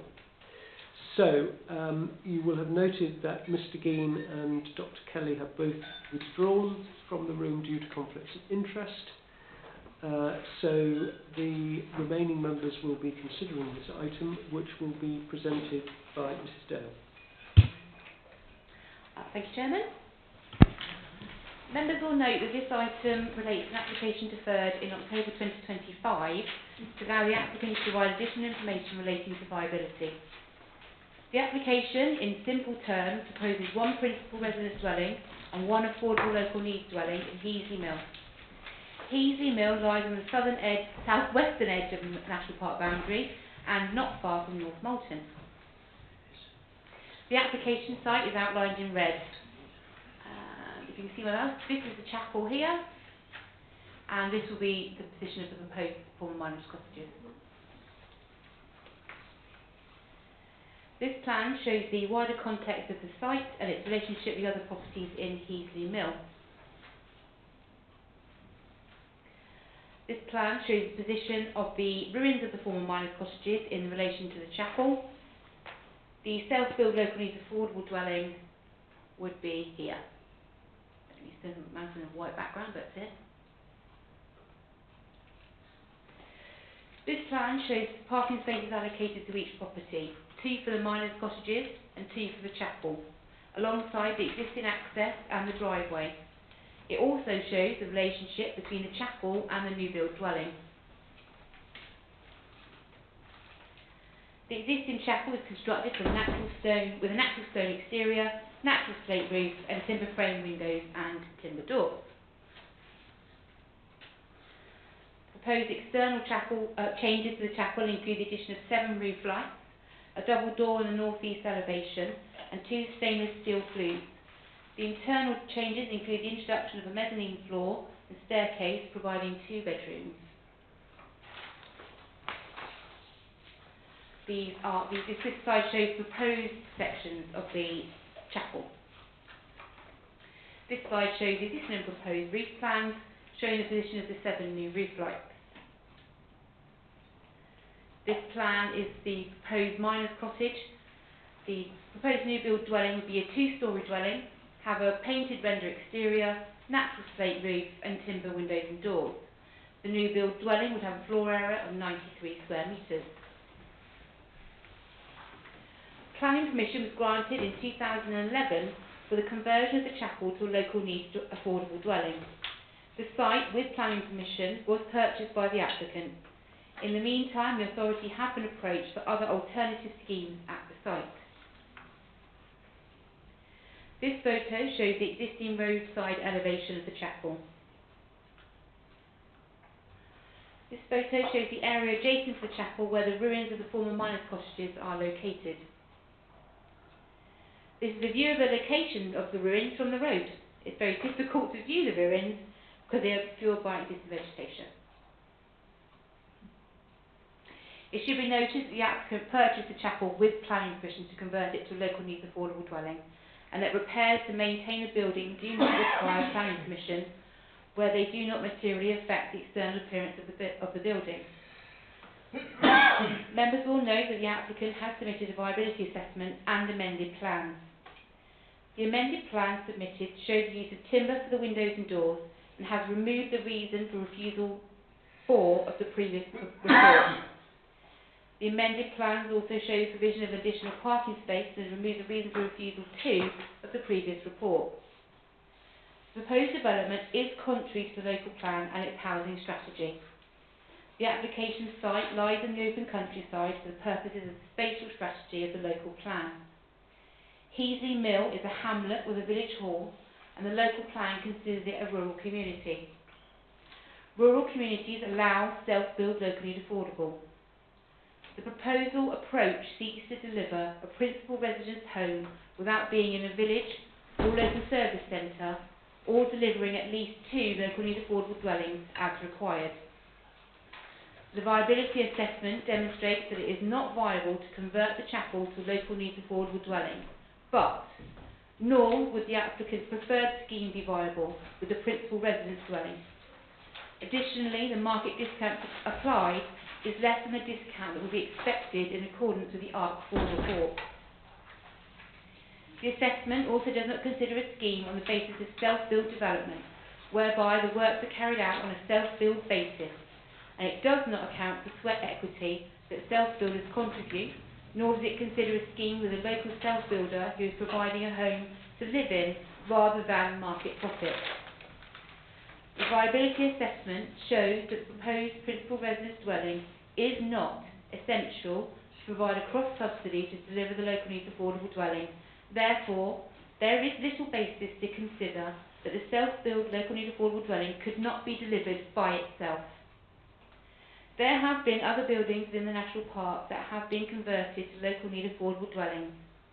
Members may recall from the Schedule of Section 106 agreements in the past year or so, the old workshop at Brompton Regis, Ben Twitchin Cottage, Lower Cleeve Barns and more recently Roadwater Methodist Chapel, for example. The old workshop is completed and occupied. Despite the acknowledged benefits, the proposal would fundamentally conflict with the development plan when taken as a whole. The positive factors considered cumulatively, even if an element of affordable housing would be provided, do not indicate a decision other than in accordance with the development plan. There is no dispute that the proposal does not comply with the relevant local plan policies, and whilst the agent seeks to argue this, there are no material considerations of sufficient weight that would allow a decision contrary to the local plan. Officers have considered that those considerations either individually or cumulatively are not of such weight to indicate that decisions should be made other than in accordance with the development plan. Overall, the adverse impact of the proposed development would significantly and demonstrably outweigh the benefits of the scheme when assessed against the local plan and taken as a whole. Consequently, the application is recommended for refusal for the reasons set out on page 9 of item 7.3 of the report. Thank you, Chairman. Thank you very much, Ms Dale. So we have a number of speakers on this item, the first of whom is Mr Richard Blackmore, who is to speak on behalf of the residents of Heasley Mill. Mr Blackmore, if you would come to the microphone, please. You have 2 minutes from when you start to speak. Thank you. I'm speaking on behalf of all the residents of Heasley Mill, some 10 households. I've lived in the hamlet nearly 39 years, long enough to remember the Methodist chapel still functioning as a chapel. Everybody in the hamlet would like to see this building restored and put to some good use. However, there is unanimous opposition to the plans to build an additional house of any sort, whether affordable or not. In our opinion, the site is far too cramped and unsuitable for a modern house, notwithstanding the fact that a primitive building once stood there with its back against a rock face. Firstly, a number of mature trees would have to be felled, which would have a detrimental visual impact on this pretty corner of the national park. This site is an important pocket of ground for wildlife, and especially in an area which is surrounded by shoot woodlands, and this would be lost to tarmac and concrete. Secondly, the clearing and developing of this site would lead to increased water runoff. Whatever is done, more water would pour down the lane into the centre of the village. This is already a significant problem on the other lanes after heavy or prolonged rain. There have been several properties flooded in this way since I've lived in Heasley Mill, and adding anything more in the way of runoff is a frightening prospect for some. Keeping the trees and vegetation is important in helping prevent this situation. Thirdly, we believe that the house here will cause issues with road safety and traffic management. The lane here is narrow and with limited visibility. There is one small passing place opposite the chapel entrance. This is essential to keep this clear and is heavily used, especially as reversing in either direction is hazardous.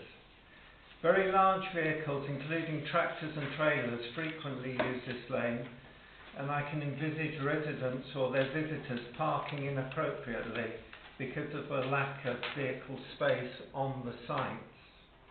In addition to this, we feel that there would be many uncertain factors in building on this very ledge-like site, especially in connection with house foundations and service provision.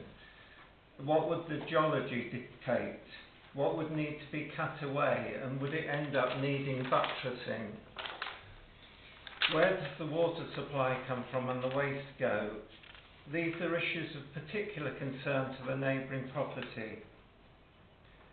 In conclusion, we strongly feel this is the wrong place for any building development and feel it should be left to nature, much appreciated by wildlife as well as ourselves.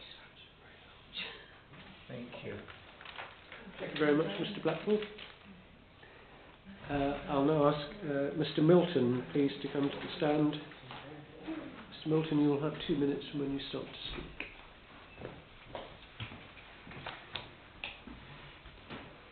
Thank you, Mr. Chairman. What I've got to say will be nowhere near as comprehensive as that. There are several other speakers, and I'm sure they will cover an awful lot. I just wanted to remind members, really, that I think I've lost count of the amount of times I've seen Heasley Mill on an application before this authority, and until we've come to some conclusion quite a long time ago, I think we could be on about the second generation of occupancy by now, which is quite ironic. Just looking at some of what we have here,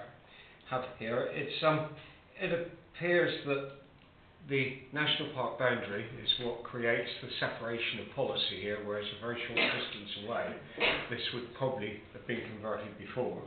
That's not to say it should be.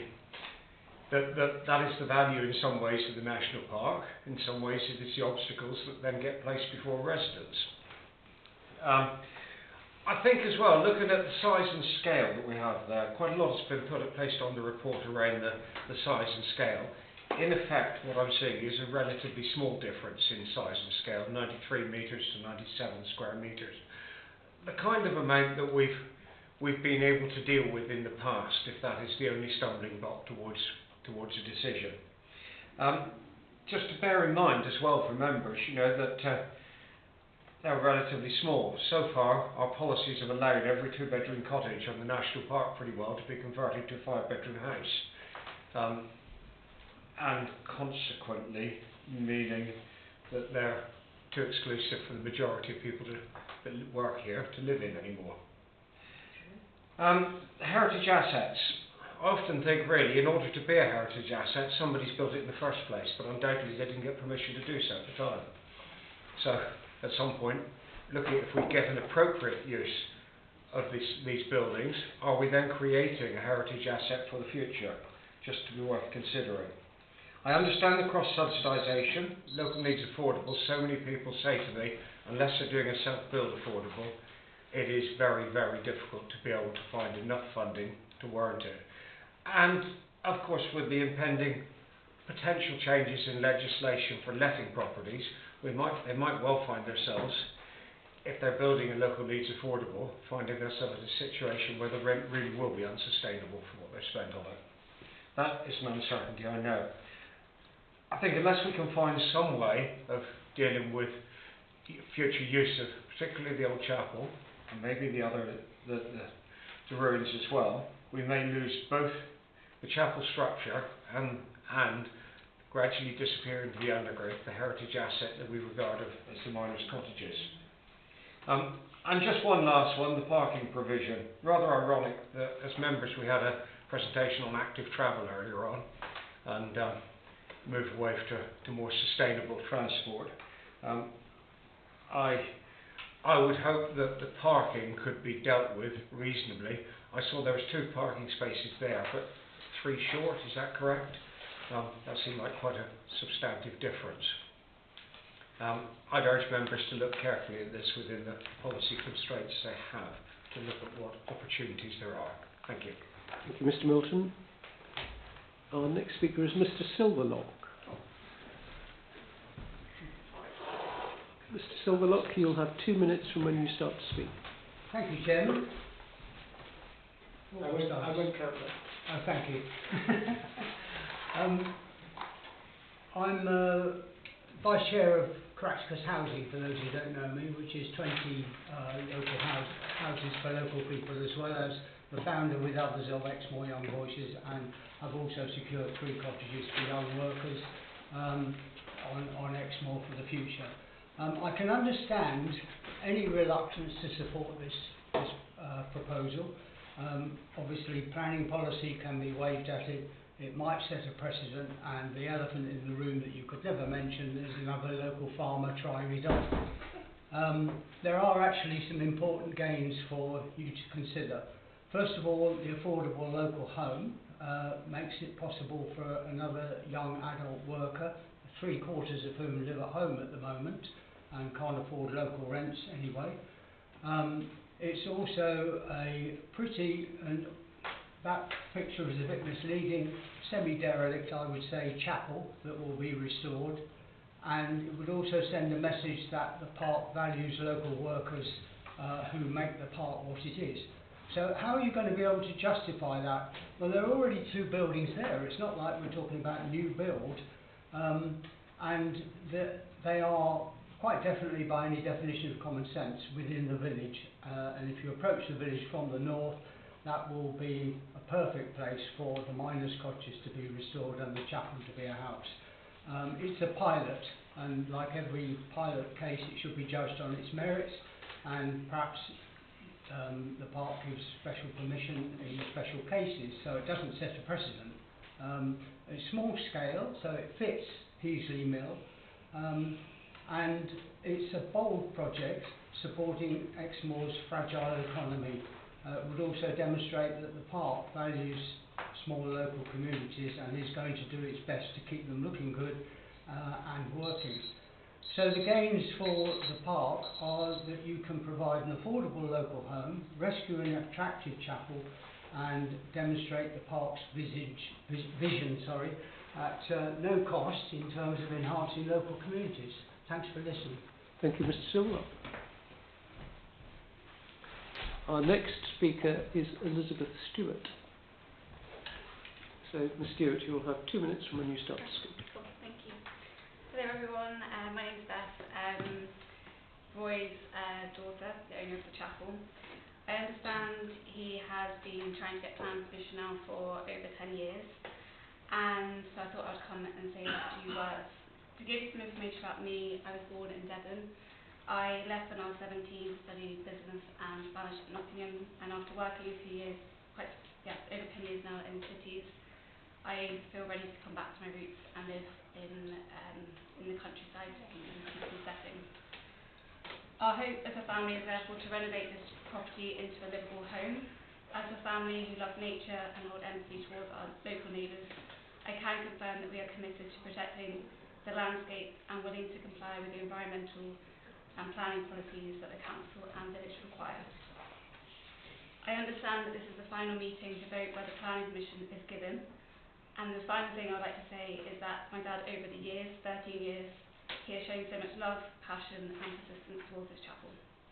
Without careful restoration, the chapel will continue to deteriorate as the current proposal is not financially viable. With planning permission, it has the opportunity to be preserved, maintained and cared for by locals. Thank you for listening.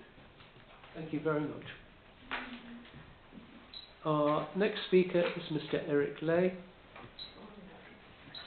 who will not need reminding from me what the form is. I think it's a case of once more, once less, Mr. Chairman. Whether you receive once more, I think it's very doubtful. But never mind.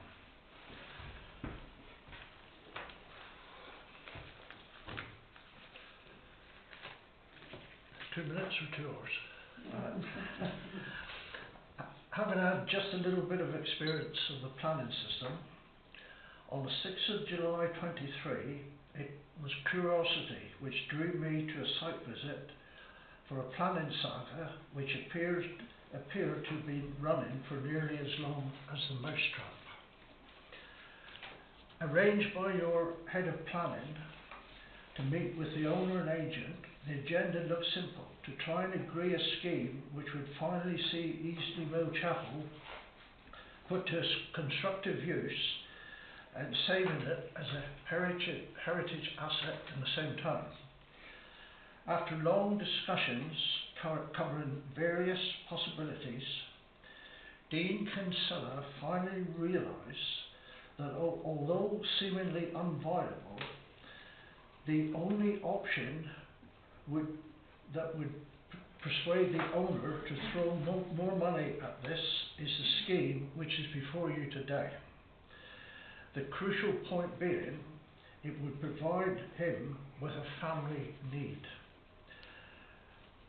Following a long pause by Dean Kinsella, he concluded the plan and balance, the chapel element is a variation from policy, but he attached significant weight to Exmoor securing and local needs affordable dwelling at zero cost, something which doesn't happen every day, even if ever.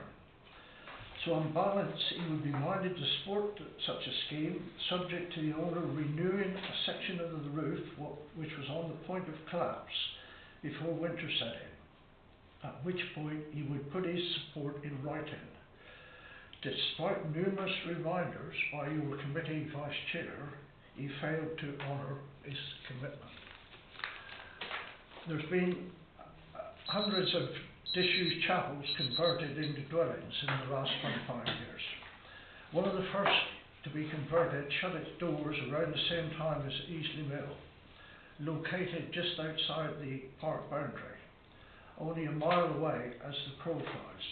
It's now being occupied with the first generation of its original occupants.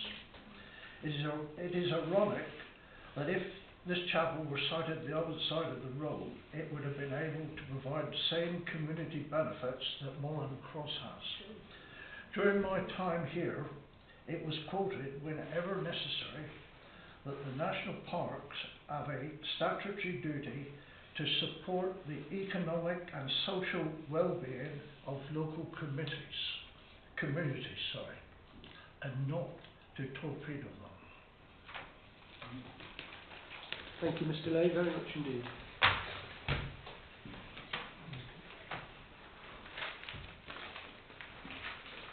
Our next speaker is Mr. Jeremy Dunn from North Molton Parish Council. Mr. Dunn, you'll have 2 minutes from when you start to speak. Thank you, Mr. Chairman. I'll try to endeavour to speak in the 2 minutes. North Molton Parish Council recognises the Methodist Chapel as a non-designated local heritage asset. As a former place of worship, it is an architectural and cultural asset. The Exmoor Society have emphasised that the history of church architecture on Exmoor is important. I refer you to the National Planning Policy Framework, Part 16, Conserving and Enhancing the Historic Environment. Para 202. Heritage assets range from sites and buildings of local historic value to those of the highest significance. These assets are irreplaceable. Para 221. Local planning authorities should assess whether the benefits of a proposal for enabling development, which would otherwise conflict with planning policies, but which would secure the future conservation of a heritage asset, outweigh the disbenefits of departing from these policies. We don't believe that you have weighed it correctly. The Parish Council believes that this application does outweigh the disbenefits of departing from the policies STR 6 and CBS 3. We believe Clause 3 of CBS 3 does allow for it in part, as this is conserving a historic building heritage, the chapel, which cannot otherwise be achieved. I also refer you to the Historic Environment Guidance, Decision Making Historic Environment, what is significant. In heritage-related planning policy, significance is defined in the Glossary of the National Planning Policy Framework as the value of a heritage asset to current and future generations because of its heritage interest. That is demonstrated. Significance derives not only from a heritage asset's physical presence, but also from its setting. And with that in mind, I have here a book by Mr. Annette, which actually shows the historical setting of Heasley Mill Chapel and the Miners' Cottage, and I will pass it to you later on for you to review before you make your decision, because I think it would be of benefit. And in this, it shows gardens which stretch from beyond the property now known as Yencott over to the Methodist Chapel, and they are part of the historic setting of the chapel and Miners' Cottage. Some of these gardens would likely have been miners' garden plots. It would be good to see a miner's garden reinstated for the chapel and Miners' Cottage, especially as they are a feature of the landscape during the boom years 1810s to 1880s of mining in the 19th century of Heasley Mill. And they help in the understanding, the whole thing would help in the understanding the history of Heasley Mill as a whole, and in particular its mining heritage. During the boom in mining, Heasley Mill miners came from Cornwall, Wales and Durham, and in order for them to encourage to travel such large distance, their needs would need to be catered for. The chapel would cater for the religious needs, as they mostly have been Methodists, and the gardens would enable them to grow their own fruit and veg, and also provide somewhere to empty their earth closets. We understand you want an element as an affordable home. The applicant has submitted the Miners' Cottage as the affordable home element and the chapel as a principal residence. The principal residence could be restricted to C3A, which is only a single person or family living together, including couples, civil partners, relatives and foster families. You yourselves recognise that affordable homes, to be viable, need an element of open market principal residence homes. An example is planning passed by ENP for 9 affordables and 7 principal residence homes in Wedden Cross. Therefore, surely to secure one affordable home in a small village like Heasley Mill, it will need one open market principal residence. I also believe that Heasley House Hotel has been converted to a principal residence. This is a precedent, as it is a conversion of a redundant hotel, and the chapel is a conversion of a redundant place of worship. Mr. Dunn, I'm sorry to interrupt, Mr. Dunn. You've had significantly over your time. Thank you very much, Mr. Chairman. Well, do bring your remarks to a conclusion, but if... Yes, I was just going to do that. If you could. The best way to conserve a building is to give it a permanent use. All feasible options have been explored, and the only viable remaining use for the chapel is as a principal residence. Thank you very much. Thank you very much, Mr. Dunn. I'm afraid we don't have the opportunity to be able to consider Mr. Annett's text now in this meeting, but some of us, I suspect, are familiar with Norman Annett's work and know what he produced. If you would like to view them. Yeah, thank you. if you could maybe leave them there, but as I say, unfortunately at this stage we're unable to consider them but as they part may, of the but if meeting. you did go further and decided to make a decision later, you should, I Okay. think you should take that into account. That point is taken. Thank you Thank very you much. very much. And our final speaker is Mr. Roy Richards, the applicant. Mr. Richards, you'll have 2 minutes from when you start to speak.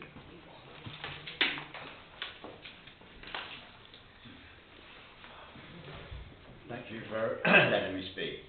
The site is part of Easterville social history.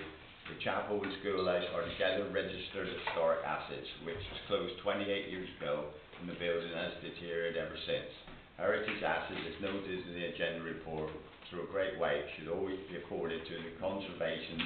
After many years of trying, the present application has proven means to do so. The overreaching policy, HCS1, sets out any housing within the national park is only permitted on an exceptional basis where it addresses identified local needs for an affordable home. Through cross-subsidy, the present application meets the important justification as it will deliver an affordable home with an established community with a need for local affordable accommodation. I bought the chapel 13 years ago and it was empty for 15 years prior to that. In that time there's been massive deterioration. I have repaired the doors and the windows and chiselled all, which you can see on the picture, all the concrete was on it, and chiselled all the concrete off the building and replaced it all with lime mortar. There was hundreds of hours of sweat equity that's already gone into that building. As the committee recommended, I had a lengthy conversation with the Exmoor National Park. Dean Kinsella and associates at a site visit. He had the idea of extending the chapel into 2 affordable homes, which is against policy.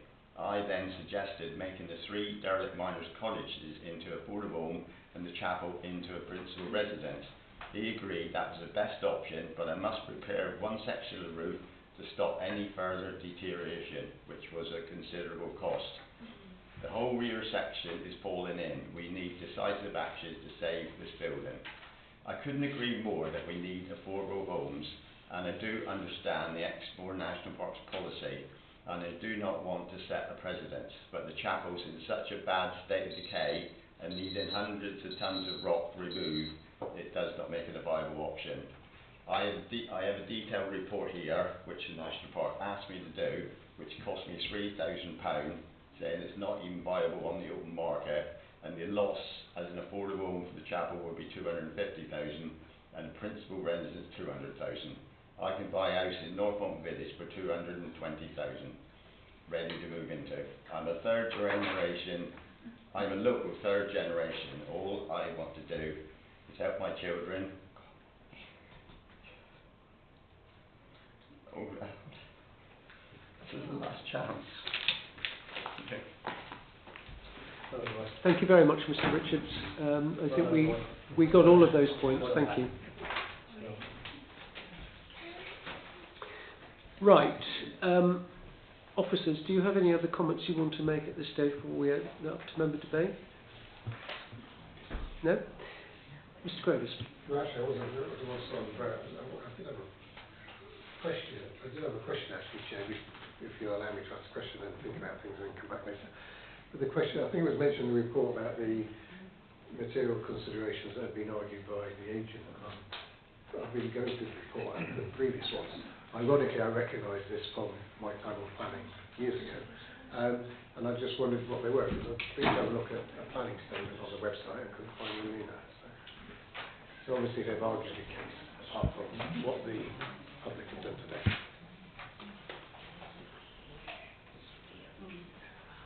Officers?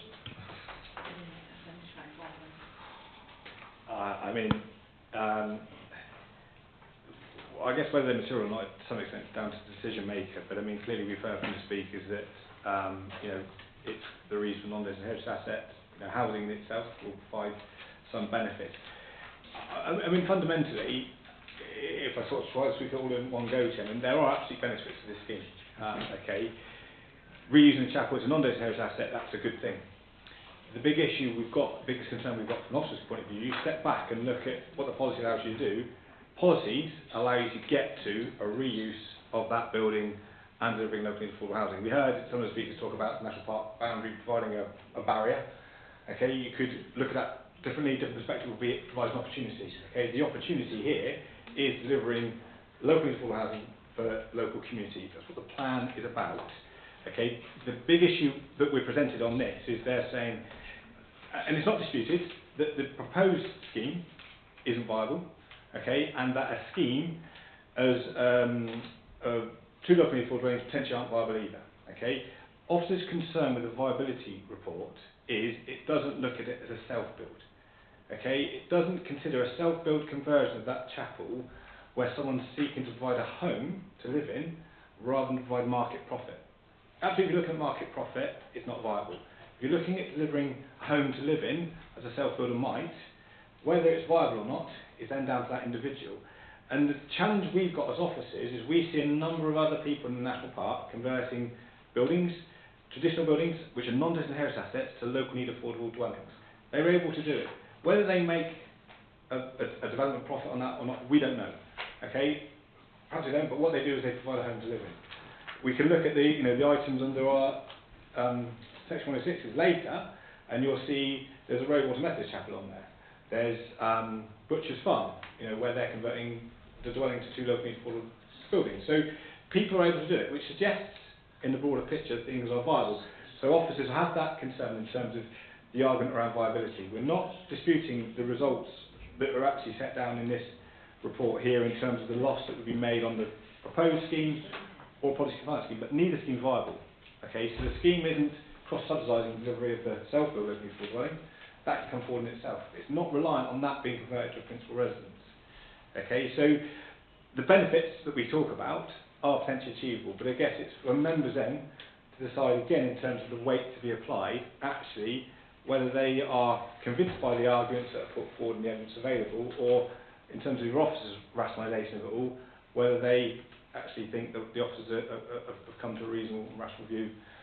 In that way, you might think they've come to that view, but actually you've come to a different view, reason, and rational as well. But it's that balancing exercise. Come back on it, Mr. Grace. Yeah. Mr. Bray. I do want to remind, obviously, the second time we've seen this application, and the car park. In your time, Mr. Bray. Yeah, sorry, right, okay, youngster. Yes, but the car parking issue, I understand, has been addressed. There's not a reason for turning it down. The windows have been changed. The affordable dwelling has now come back to 93 square metres. So those were three key issues, which I'm really encouraged. We did say go away and come back. We did say go away and do a viability assessment, and that's been come back. And I'm slightly troubled that we're not necessarily accepting that. I'll come back to that point. So I can see we've moved forward. I also see, I think, material consideration, the public benefit of restoring the chapel. But of course you could say, well, we'll get that anyhow if another scheme goes ahead. But that's where the viability bit comes so important. But as the scheme is being proposed by the applicant, we're going to get a restored chapel, affordable house, and a principal house, which has to be lived in and can't be rented out. I think that's a lot of public benefit. Then, of course, the obstacle I see, and I'll come back to the viability, is that this is not a settlement, it's the countryside location, which I find a bit bizarre, and that's what the policy is, because it's a chapel, there would have been a village, and we're trying to make the community more, but actually under the policy we're told to look at it as a countryside location. And I struggle with that, but that's what it's saying. And therefore, we're being told a principal residency cannot cross-subsidise affordable housing. That's a question I'd just like to clarify, that understanding, because that's, I see, where the wording here will not be permitted. If you can come back to I've got another question, is the viability assessment. I don't quite follow fully. If it's loss-making as it is, if you split it up, it's going to be even more loss-making. So it will contribute, and clearly there's going to be loss incurred. But as the applicant will have a choice, where do I invest my money? Do I invest my money somewhere else? Okay, I invest here. I may not get a very good return, I'll make a loss, but without without the principal housing, the loss will be greater. So I don't get the logic, and I'll come back to that. Could you talk through again 4.9, why, because it's not viable for the assessment, you're saying the principal resident isn't required, but if you take that away, the loss will be even greater. So the principal resident does bring money to the table, and without that, the loss will be even greater. So if you can just clarify the bit about open countryside, and then the HCD6.3, which is saying that we're not permitted to cross-subsidise, and also the conclusion reached in clause 4.9. I'll also talk a bit more about, you talk about sweat equity put in. But a self-build doesn't mean the person has to build themselves. The time you've employed an architect and you've employed specialist people, the sweat equity is going to be quite minor, and I'm quite surprised that's been mentioned in there. But no, I'll leave two questions really, around 4.9 and... Let's have clarity on those two yes, issues. I'll try, Chairman. I mean,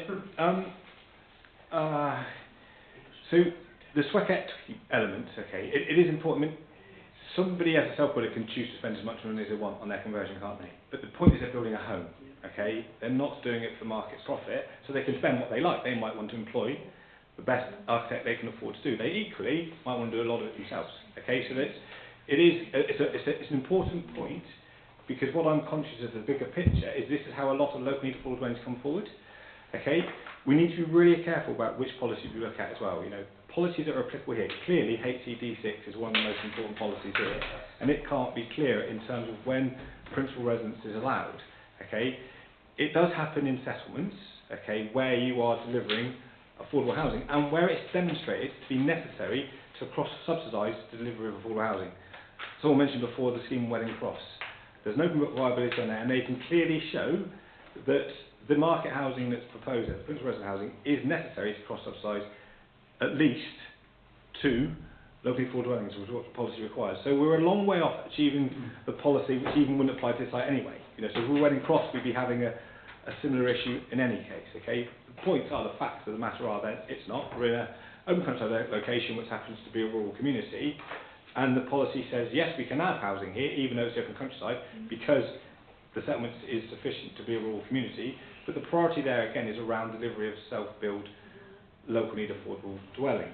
Okay, that's not quite achieved. Now, the point on 4.9 here is that I don't want members to get carried away from the point of view that permitting the principal residence means that the locally affordable dwelling in itself isn't reliant on having a principal residence per se in terms of the financial support. An applicant might argue that I'm not going to build it if you don't give me the planning permission. Okay, but it isn't reliant on it financially, because our own viability says that we can't make a profit in any case. Okay, so it's not reliant on that to deliver it financially, but the applicant will say, as part of a planning gain, if you like, part of the benefit of the scheme, I will deliver you a locally affordable dwelling. Now you can put weight on that, you can consider that, because if you don't grant planning permission, you won't get it anyway. Irrelevant of who's going to make money or whether there's money there to do it, we're told by the applicant that we will deliver you that if you allow me to have a principal residence. Okay? Again, stepping back from that, not getting involved in like the personal aspirations of an individual, under policy you could still deliver that self-built locally affordable new dwelling, and you could convert that to a locally affordable dwelling. Okay? And that's where the difference lies, if that makes sense. But there still would be benefits in the scheme presented, it's just you could still achieve those benefits with the policy compliance scheme. I'm still struggling with the concept, because even if you're building property yourself, you want a good return on your money, you're prepared to make an element of loss. But without the principal residence, the loss will be even greater, because it's only going to be affordable house, so there's going to be less income coming in. So I feel to be a greater chance of getting nothing on balance. But I do struggle with the fact the policy seems reasonably clear in HCD6.3 that you can't have cross-subsidy because of the rural community. If it was just down to the assessment, I think I would be happy to say, well, a greater loss doesn't make it viable. That's the bit I'm struggling with. I do a financial analysis myself. Obviously, I'm not a planner, but no, I'll leave that there for now. Okay. Mr. Petrinos. I've got every sympathy with what the applicants are trying to achieve, bringing an old building back into use, and who couldn't like that? The trouble is, we're a planning committee, and we've got to take a decision on the application that's in front of us, not other theoretical applications, the application that's in front of us, in line with the local plan, unless there's material considerations. Personally, I don't see sufficient material considerations to rule the many breaches of the local plan policy. So I'm just not convinced it's a good scheme. Thank you, Mr. Petrinos. Mrs. Smith. Thank you. I would be pleased to see additional housing, not pretty much wherever, but we do need this and we do need this in the park. My question would be, if we were minded to approve this, go against the officer's recommendation and approve this, how could we ensure that the second house that is going to be built will be built, rather than we convert this very nice chapel and the person moves in and everything, and sometime or other it would be end up building a house. So can we, if we were to go that way, and I'm not saying we are because I haven't felt that at all, put a strong condition on that the house would not be occupied until the second property was built and was ready for occupation? Because I know I'm originally from Taunton, and it's large development, but so many times it happens that you get your first houses, you're going to get shops, you're going to get doctors, you're going to get this, that and the other, and it never happens. And I think for this it would be absolutely important that both properties are built before any occupation, but I don't know if that is something that can be conditioned. Right. Chairman, obviously through discussions with the agent before we come here today, when we're talking about the offer, if you like, of the scheme as a whole, the debate around actually, if you grant planning permission, would the affordable dwelling ever come forward, is absolutely a big issue, isn't it? Because you say, oh yeah, brilliant, we're going to deliver one, but it will never be built. However, to ensure its delivery, you could use a Section 106. You'll need a Section 106 if members mind to permit it, because you'll want to secure the occupancy of the locally affordable dwelling anyway. But you could have a Section 1, within that Section 106, you can require that the locally affordable dwelling is built and ready for occupation prior to the occupation of the principal residence through the Section 106. So there would be a mechanism available to ensure it is delivered. Thank you. Mrs. Nicholson. They're really questions from me. Just checking, is the original affordable local needs permission on the chapel still extant? I'm not aware that it is, Chairman. Probably lapsed. Okay. And I know we've got the application that we've got in front of us. However, were an application to come to us for a local needs affordable conversion of the chapel, would it have seemed likely to be policy compliant, given that we gave it before? Yes, subject to the 93 square metre requirement. But right. Yes, or and if a scheme came forward with both these dwellings, both of them local needs affordable, we would probably be happy. Right. Okay. I'm still in several minds. I'm still in several minds about this one. That I take Mrs. Smith's point. We need houses for people to live in, and certainly our self-build and our affordable local needs policies are all about delivering houses, not about a financial return. Which makes me feel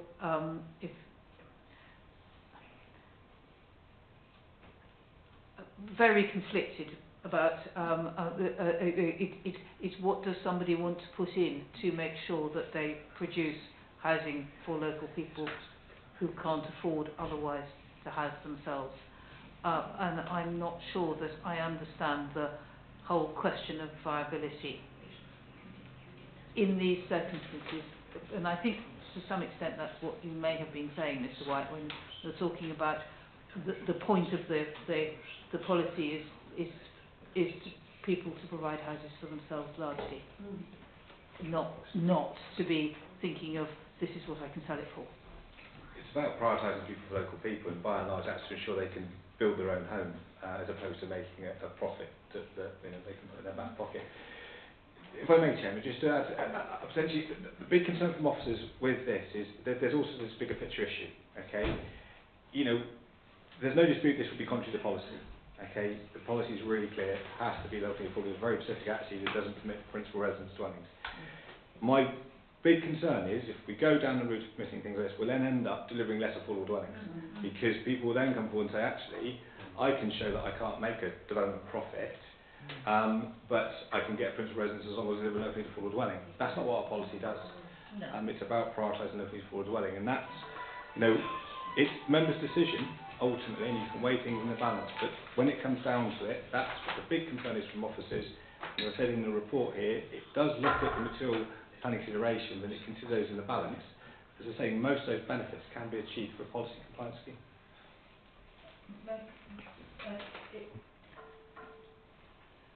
If a scheme came for, again, we've got the application in front of us, but just to clear my thinking, if a scheme came forward which said I can afford to build 2 local needs affordable houses by converting this chapel and selling it, that would be considered to be policy compliant. Yeah. As a broad principle, yes. I mean, you have to look at the... But in principle... But 2 locally affordable dwellings, yes. Right, okay. So it's possible to build to sell, but if in fact you're building to live in, then both would need to have affordable local needs tie. It's a build to live, not build to sell. Both need to be locally affordable. Yeah. Mr. Groves, do you want to come back? I suppose I've run out of time of thinking. So the issue we've got, and of course, if that previous application has lapsed, we currently just have a chapel that's not being used. So what we are doing is gaining an affordable dwelling, and at the same time we're gaining the restoration of a heritage asset. But then, as has been pointing out by the officers, this has been done elsewhere as affordable local needs. So now we've got a viability issue, and you can almost look at the chapel as an enabling development, which I think was mentioned by one of the public speakers, as an enabling development to at least get us 1 affordable local needs housing. So then it's how much weight we put on the heritage asset, and I probably ranted on about heritage assets and what some people class as heritage assets and what I think is just a building on Exmoor. But actually, there are lots of the old Methodist church actually that are lived in, and they're almost part of Exmoor's character, having there's an old church, an old Methodist church being lived in. But at the same time, and I don't know whether this is what Francis was touching on, we're only getting the 1 affordable dwelling. If that was 2, then I think we'd be in a win-win. And now we're in a sort of point where I can see the justification of affordable local needs dwelling.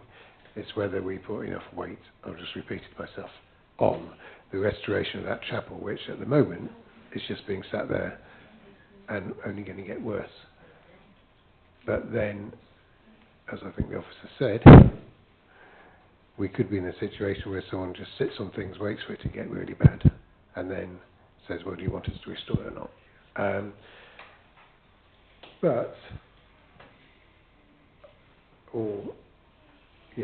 We need affordable and local needs housing. So I know I'm going on, Chairman, but what we've got here is, if we were elsewhere and someone said, well, we'll give you 50% affordable housing, we'd snatch hands off. But here we're in the park, and because it's where we are, that 50% isn't enough. And that's what I'm trying to get my head around. And I don't know if I ever will actually today. Right, ladies and gentlemen, Mr Smith, you turn back. I'm in two minds about this, but I'm thinking if we were to propose this, it would absolutely, or accept this and go against it, that they would be built at the same time and we would gain one affordable property.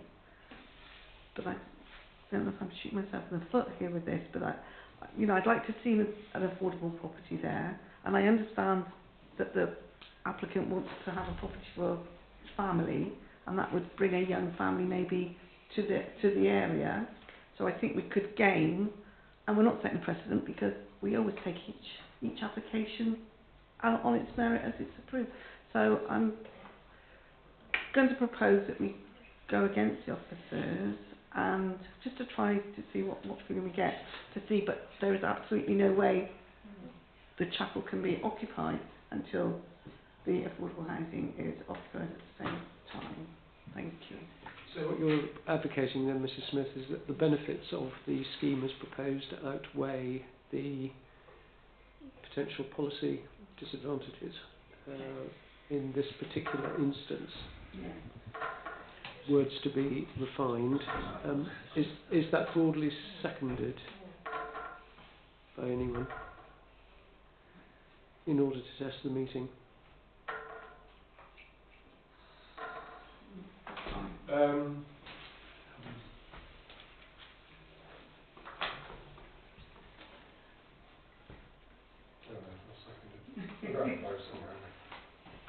Right.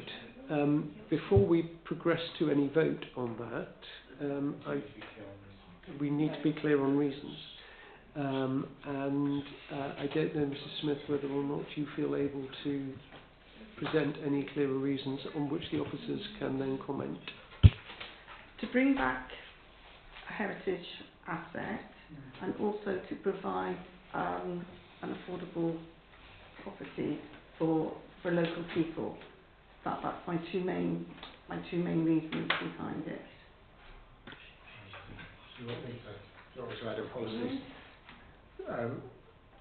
Do you know, I mean, the heritage asset considerations, which are they policy CES4 and CED? I think there's that. And then, of course, there's the delivery of affordable housing. Mr White. Jim, I do just want to touch on the point of precedent. I mean, there isn't really such a thing as precedent, but there are instances where circumstances can be very similar, and there will be direct parallels pulled, I'm sure, on other schemes within the National Park. Okay, so there is that health warning. There are issues, around that. Okay, but again, from debate, it's having an open mind to see whether ultimately what you're looking at, what we've heard. Okay, I mean, I think as a committee we're noting that there is a long planning history to this site. Okay, and that does include refused planning applications. Okay, and there's been a long period of non-use of that building. We've had it for a period of over 10 years, more than 10 years. Okay, and the building has continued to deteriorate. It's not been abandoned, but it continues to deteriorate. I think members do acknowledge that the proposed principal residence dwelling would conflict, or does conflict, with policies HCS1, HCS2, HCS4, HCD6 probably most particularly, but they all cover the same points in HCD7 local plan. But if members are considering this, it would be on the basis they're satisfied that the available evidence demonstrates that it would not be financially viable to convert the chapel as a local need affordable dwelling. Okay, members also note or consider that there will be a number of countervailing benefits, okay, which is what Fran's talked about, and these are material planning considerations to provide, in members' minds, a very good reason not to comply with those mentioned policies of the local plan in this instance. Okay, the benefits include that the scheme overall would bring heritage benefits through securing the long-term future of the chapel and enhancing its immediate setting. Okay, I think it's benefits overall because there would be harm to the miners' cottage because they'd be removed, but that harm is could be mitigated through recording condition. But overall, members, I think it comes to view that there's a heritage benefit. Okay, members also acknowledge that the proposal will deliver a much-needed locally affordable dwelling. Okay, as well as a principal residence, which would be of benefit to the local community. Okay, there would be benefits in the dwelling as well. The delivery of local affordable dwelling can be secured via Section 106. and that would address the second reason for refusal in the officer's report. And members consider it unlikely, I think this is key, that the benefits would be achieved in another way, and that the benefits identified weigh substantially support the scheme, and there would also obviously be economic benefits during the construction. So in this case, if members are finding it acceptable, not extending officers' concerns, members consider that material considerations outweigh the conflict with the development plan, and that this indicates that planning permission should be granted, and then members would be resolved to grant planning permission subject to a section 106 agreement, which deals with the occupancy of the proposed self-build, new build dwelling, and also ensures that the locally affordable dwelling is completed and available for occupation prior to the occupation of the dwelling approved within the Methodist chapel. And it would also be subject to conditions, which we're suggesting maybe delegate to officers chairman, but we could add a list. So, Mrs. Smith, essentially, the proposal would be that the material considerations outweigh the conflicts with policy, that there would need to be a 106 agreement and conditions be delegated to officers. Yes. And that you're happy to second, Mr. Gravis? Right. Is there any further comment on that, Mr. Bray and Mrs. Davis? I just think I'll reiterate some of what Joe has said, and I am of the genuine belief that the benefit of the scheme going ahead, we will get a restored chapel. We will get 2 properties built in the community, and I genuinely believe without that consideration it wouldn't go ahead. So I think that's the material consideration. We wouldn't get that public benefit. All the other issues, which some have been raised here by the occupants, by the people from the community, because I understand being addressed in the report, drainage, for example. So it is just down to what we're discussing, and no, I think the benefit is strong. Okay, thank you. Mrs. Nicholson. I suppose just a couple of reflections. In other parts of the national park, people have bought former, as has been mentioned, former Methodist chapels in order to do self-built affordable houses, and have put the effort and their money into doing that. And I am not quite sure what is so different here.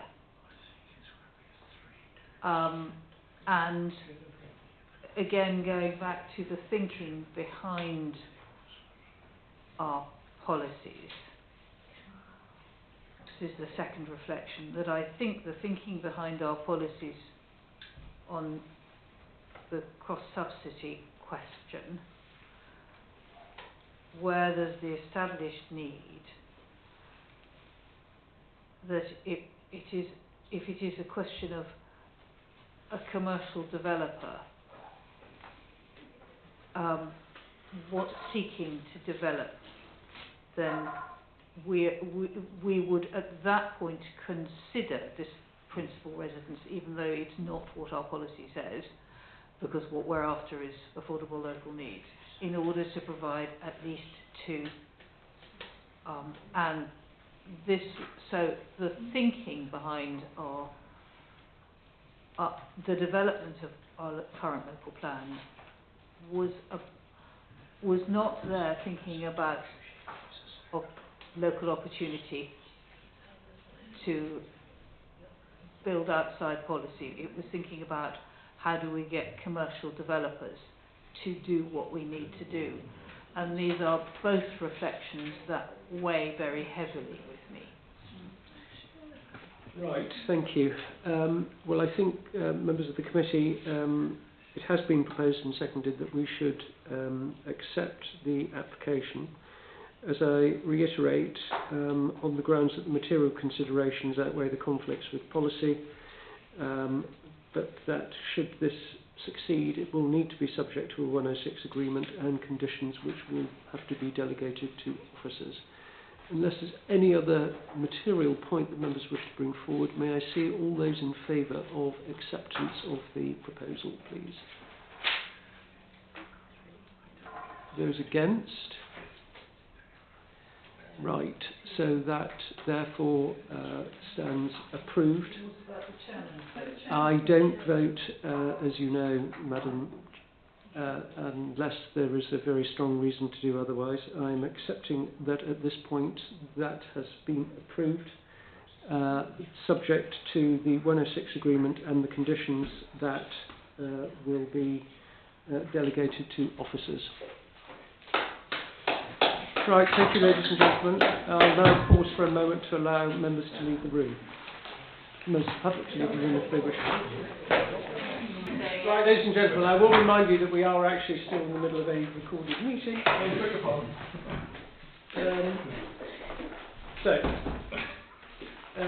We move to item 8, which is the schedule of the Section 106 agreements, and I will ask Mr. White just to run us through those, please. So I will actually just run through this quick, I think, Chairman, as a probably most helpful thing to do. So, I will point out there has been, I think, since last time we looked at this, there's a couple that have come off, which is really good news. Sanctuary Lane was one that was near the top of this list because it was a long-standing one. Really pleased to say we managed to get that one out, I think, within the last month, and hopefully, I think they're already starting on site, which should be really good to see that come forward. We then got Thorn Farm, which is again another older one, but I know an amended draft was received from the applicant in June, so hopefully we're making some better headway on that one now.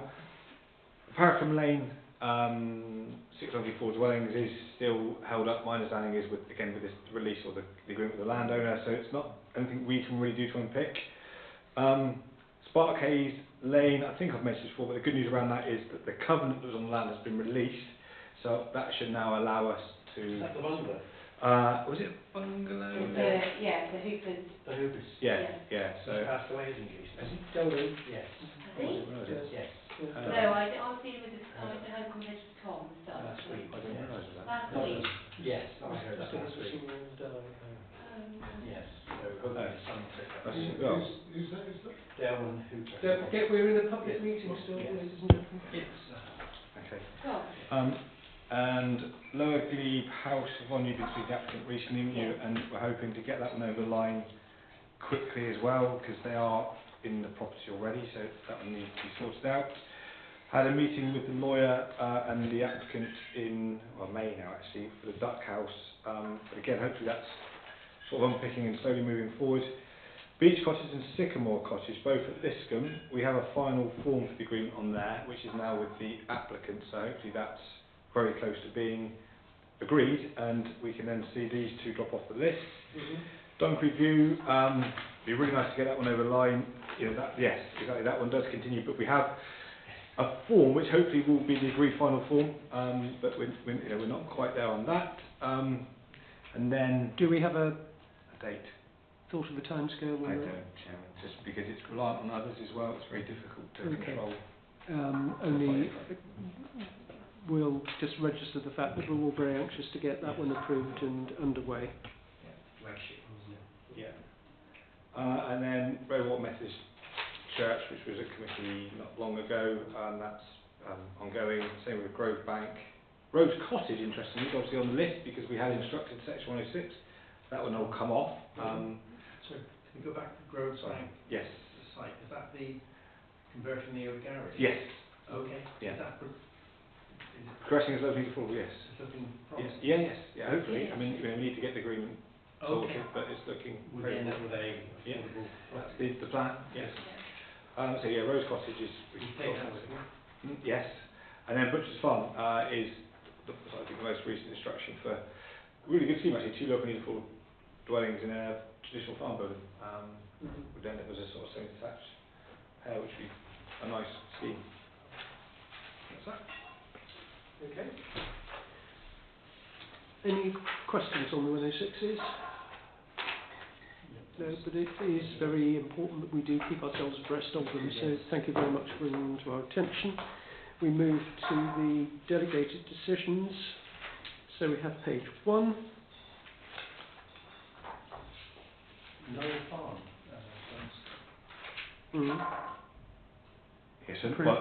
Yes, that's Sanctuary and Knoll Farm. They're the two that were subject to Section 106 agreements. But Knoll Farm needed a Section 106 agreement because it's now got to work as dwelling. They got permitted. It was a long time ago. 2020. Oh, I see. Because of Section 106. What they did, but they implemented the planning permission, because they constructed the garage, but they came across issues about the siting of the farm workers dwelling.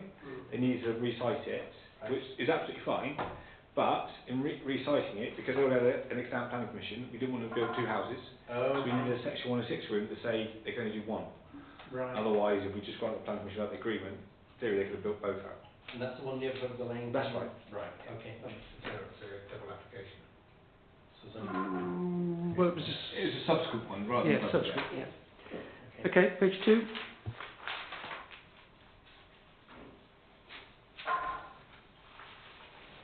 Page 3.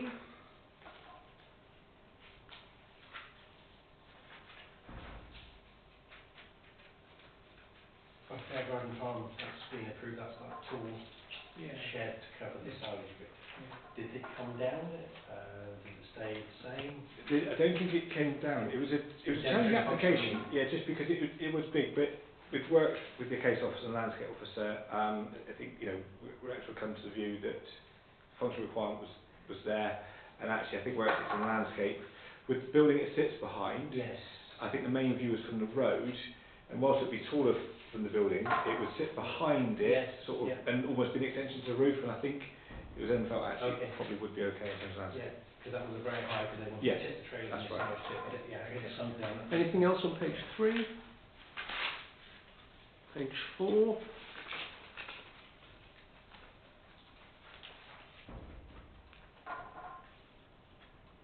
Page 5. So the prior approval, one up from the bottom, Westwater Farm. That one's, I think, now sorted. Yeah, it needed a bit of work just in terms of the siting, but the applicant worked with us there to get a siting where I think we all agreed on, as in it worked functionally and actually landscape-wise it was deemed okay, so it was one. It was nice one to get sorted. Is that one where they put in PVC windows or have to be replaced? Or? That's right. Okay, yeah, that's now being sorted. So we've now agreed to details for replacement. Good. To the windows. And page 6, and the refusal of the certificate of lawfulness.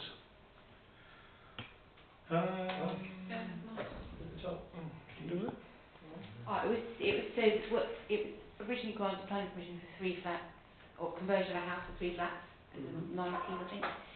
What they wanted to do was convert 2 flats into 1 dwelling, and then keep 1 flat. We refused it on the basis that it was a material consideration, that it would be a significant change of use. So we are local plans about providing smaller, more affordable properties, and so the amalgamation of the 2 flats into 1 made it significantly larger, but it also extended both flats by more than 35%, as well as, so it became, as my consideration through case law, that it was a material consideration. For in an Exmoor context, outside of Exmoor might not be necessarily so pertinent, but for an Exmoor context, so therefore it required plan permission, so that was why the proposed code was refused. So they can't live in as one property and rent one out, it's going to be 3 separate properties. So it's got plan permission in 3 separate flats, Andrew, but what they wanted to do was just convert 2 into 1. They can use and occupy them how they want to occupy them. They're not restricted in terms of their occupancy. What the property sought to do was to find out whether or not it required planning permission to amalgamate 2 of them into 1. So the consideration so they can have 1 dwelling, 1 flat rather than 3 flats. So basically just 1 flat would be larger. Mr. Gravis? Yeah, thank you. I was just going to say, does this mean that this was a certificate of lawfulness that's been refused? Does this mean they could still put forward an application? They absolutely can. They can. So all I was saying is that basically you require planning permission to do so, because it would be a material consideration in an Exmoor context. So they are well within their right to submit an application for planning permission that we would consider at that point. Yep. Oh, I see. Right. Anything else on page 6? Okay. Can I just say, Chair, I mean, all with the exception of the last, that one we just talked about, that's every single one was approved conditional. It was. Which I think, again, is an important point for us to note, that however often we get challenged about the difficulties of planning in the national park, the planning department here actually does work very proactively with applicants, and works very closely within the plan, and even if we are faced with challenging situations as we have been this afternoon, it is still very much where we need to reference the plan and to make sure that any decision we take is grounded in policy.